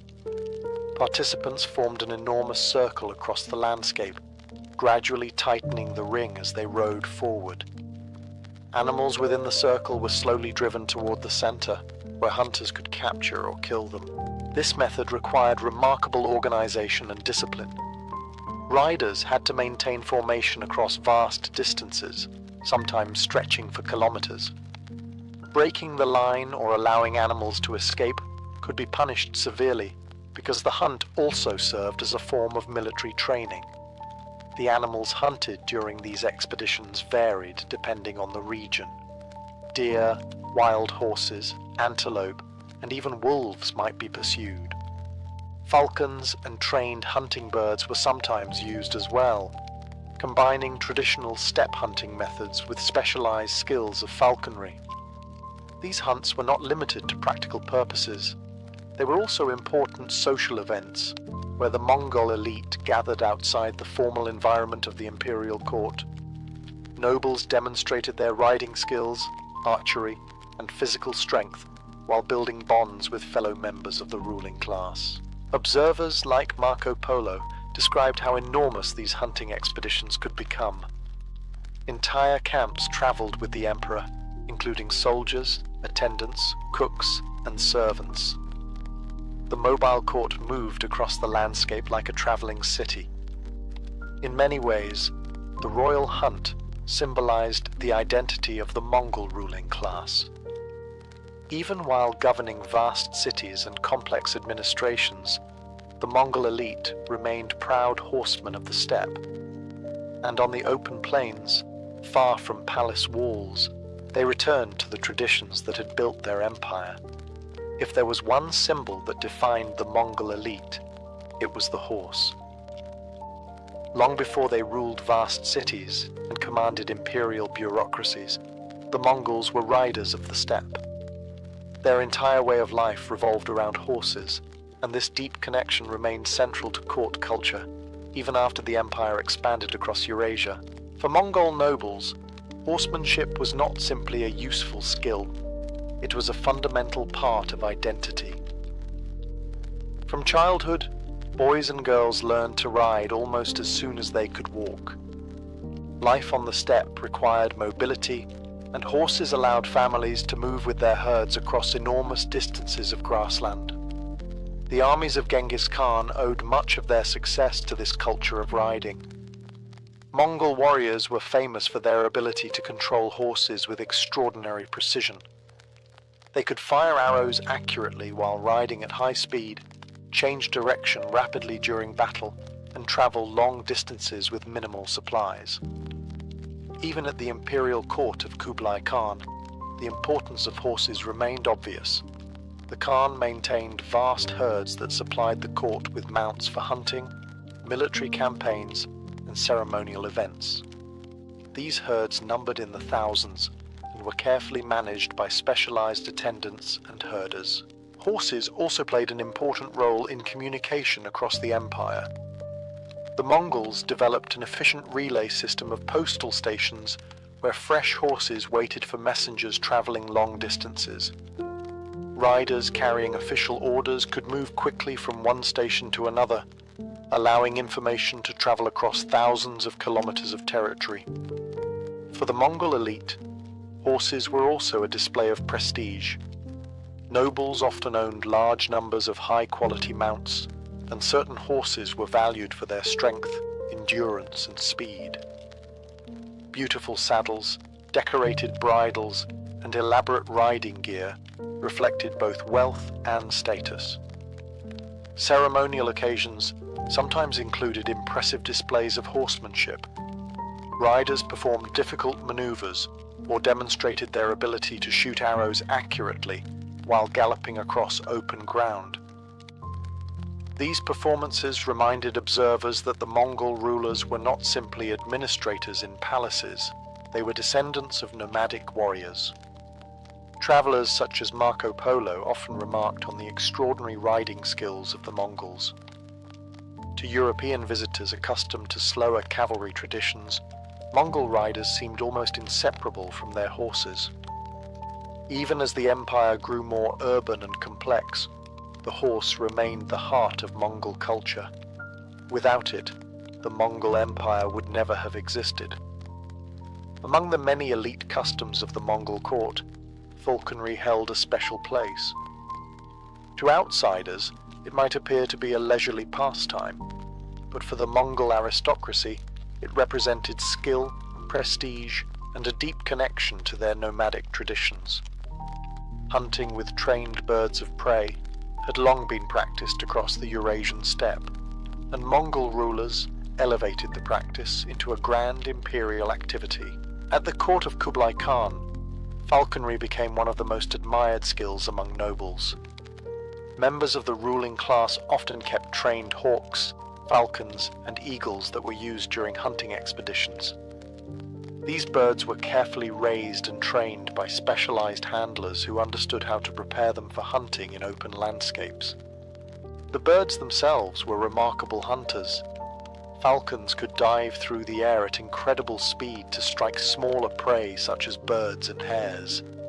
Eagles, larger and stronger, were capable of attacking animals like foxes or young deer. Watching these birds hunt across the open plains was considered both impressive and entertaining. Training such birds required patience and expertise. Falconers developed close relationships with their birds, learning how to control them with signals, whistles, and gestures. Leather gloves protected the handler's arm as the bird perched calmly before being released into flight. Falconry also reflected the wealth and power of the Mongol elite. Maintaining hunting birds, handlers, and equipment required resources that only the upper levels of society could afford. At the imperial court, entire teams of falconers traveled with the emperor, ensuring that hunting birds were always available for royal expeditions. According to accounts from observers like Marco Polo, the scale of falconry at the Mongol court could be extraordinary. The emperor reportedly maintained thousands of hunting birds cared for by large groups of attendants. During major hunts, these birds were released across wide areas of open land, creating dramatic scenes as they pursued prey through the sky. Falconry expeditions often took place alongside the larger hunting gatherings that Mongol nobles enjoyed. Riders on horseback followed the flight of the birds, ready to retrieve captured animals or release additional hunters into the air. Beyond entertainment, falconry symbolized the harmony between Mongol rulers and the natural world of the steppe. The ability to command both horse and bird reflected mastery over the environment that had shaped Mongol culture for generations. In the Mongol court, hunting with falcons was more than sport. It was a display of skill, prestige, and the enduring traditions of the steppe aristocracy. Clothing at the Mongol imperial court was more than simple protection against weather. Garments served as powerful symbols of rank, authority, and identity.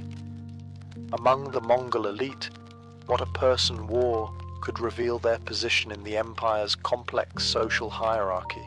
Traditional Mongol clothing had developed on the harsh landscapes of the steppe. Riders needed garments that allowed freedom of movement while remaining warm during cold winds and long journeys on horseback.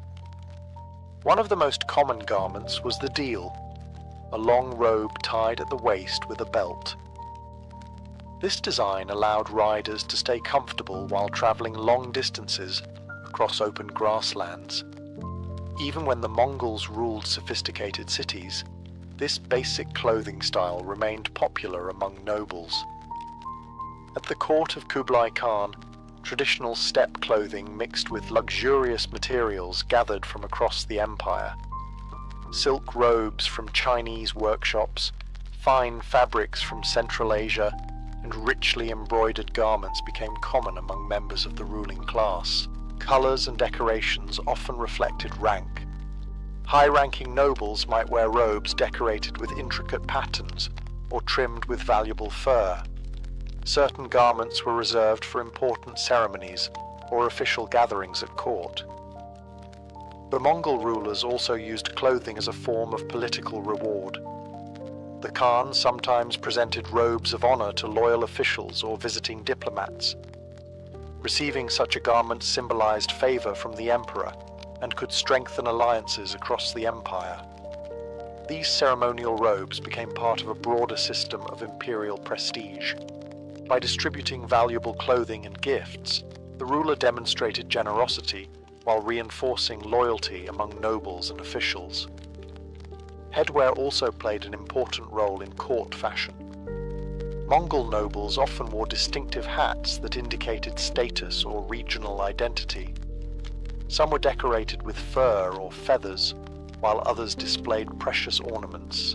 Despite these luxuries, Mongol clothing never completely abandoned its practical roots. Even the most decorated robes were designed with horseback riding in mind. Wide sleeves allowed movement, belts secured weapons or tools, and layered fabrics protected riders against cold winds. Foreign visitors often noticed this balance between elegance and practicality. Travelers such as Marco Polo observed how Mongol nobles combined the traditions of nomadic life with the wealth of an imperial court. In many ways, Mongol clothing reflected the identity of the empire itself. It blended steppe heritage with the resources of conquered civilizations, creating a style that was both practical and magnificent. At the Mongol court, garments were never just clothing. They were symbols of power worn on horseback. Even after conquering vast cities and building imperial capitals, the Mongol rulers never completely abandoned their nomadic traditions.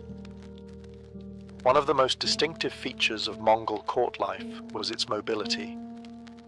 Unlike many medieval courts that remained permanently inside stone palaces, the Mongol imperial court often moved across the landscape like a traveling city. This tradition came directly from the nomadic lifestyle of the steppe. Mongol leaders were accustomed to migrating with their herds and households across wide grasslands in search of fresh pastures. When they became rulers of an enormous empire, they adapted this custom rather than abandoning it. During the reign of Kublai Khan, the official capital was established at Kanbalik, the city later known as Beijing. Yet even with this magnificent urban center, the emperor frequently traveled outside the city with his court. Seasonal camps and hunting lodges allowed the ruler to maintain contact with the traditional lifestyle of the steppe. When the imperial court moved, the scale of the operation was extraordinary. Hundreds or even thousands of people accompanied the Khan. Nobles, guards, servants, cooks, artisans, falconers, and administrators all traveled together. Herds of horses and livestock moved alongside long caravans of carts carrying supplies and equipment. At the heart of this mobile court were the large royal tents, or gurs. These structures were far more elaborate than the ordinary tents used by common nomads. Imperial tents could be enormous, decorated with embroidered fabrics and supported by carefully crafted wooden frames. Inside, carpets, cushions, and luxurious furnishings created an environment suitable for the ruler of the largest empire on earth. Despite their grandeur, these tents maintained the essential advantage of portability. They could be dismantled, transported, and rebuilt whenever the court moved to a new location. The mobile court allowed the Khan to maintain strong connections with Mongol traditions. Hunting expeditions, military inspections, and meetings with regional leaders often took place during these journeys across the countryside. Foreign observers were often amazed by the scale and organization of these traveling courts. Travelers like Marco Polo described how the imperial camp seemed almost like a moving city, complete with markets, officials, and ceremonial gatherings. This blend of mobility and imperial power made the Mongol court unique. Even while ruling great cities, the Mongol elite never forgot that their empire had been born on horseback. And sometimes the greatest palace of all was simply a magnificent tent beneath the open sky. By the height of the Mongol Empire, the imperial court had become something unique in world history. It was neither purely nomadic nor fully urban. Instead, It blended the traditions of the steppe with the institutions of the great civilizations the Mongols had conquered. At the center of this world stood the ruler, the Khan. Under leaders like Genghis Khan and later Kublai Khan, the Mongols transformed from a federation of steppe tribes into the rulers of a vast and complex empire stretching across Eurasia. Yet despite this transformation, Mongol court customs continued to reflect the culture of the grasslands where the empire had begun. Lavish feasts celebrated the wealth of conquered lands, but they still served traditional steppe foods and drinks. Royal hunts took place on horseback across open landscapes, reinforcing the martial skills that had made the Mongols such formidable conquerors. Falconry and horsemanship remained symbols of elite prestige, reminding nobles of their warrior heritage. At the same time, the court increasingly absorbed influences from the civilizations within the empire. Chinese administrators managed large bureaucracies that governed millions of subjects. Persian scholars contributed knowledge of astronomy, medicine, and trade networks. Merchants from Central Asia helped coordinate the movement of goods across enormous distances. This multicultural environment made the Mongol court one of the most cosmopolitan centers of the medieval world. Languages from across Eurasia could be heard in the palace halls. Diplomats arrived from distant kingdoms bearing gifts and seeking alliances. Foreign visitors were often astonished by what they encountered. One of the most famous observers, Marco Polo, described a court filled with wealth, ceremony, and international diversity. For Europeans who had rarely traveled beyond the Mediterranean world, the Mongol capital appeared almost unimaginably grand. But beneath the layers of imperial administration and diplomatic ceremony, the Mongol elite still saw themselves as riders of the steppe. Their identity remained tied to horses, hunting, loyalty to the Khan, and the traditions of nomadic life. Even emperors ruling from great cities preserved these customs as symbols of their heritage. In this way, the Mongol court represented a remarkable balance. It was an empire built on movement, conquest, and adaptation. A court where silk robes and golden palaces existed alongside falcons, horses, and the enduring spirit of the open steppe. And in that combination of worlds, the Mongol Empire found its unique character.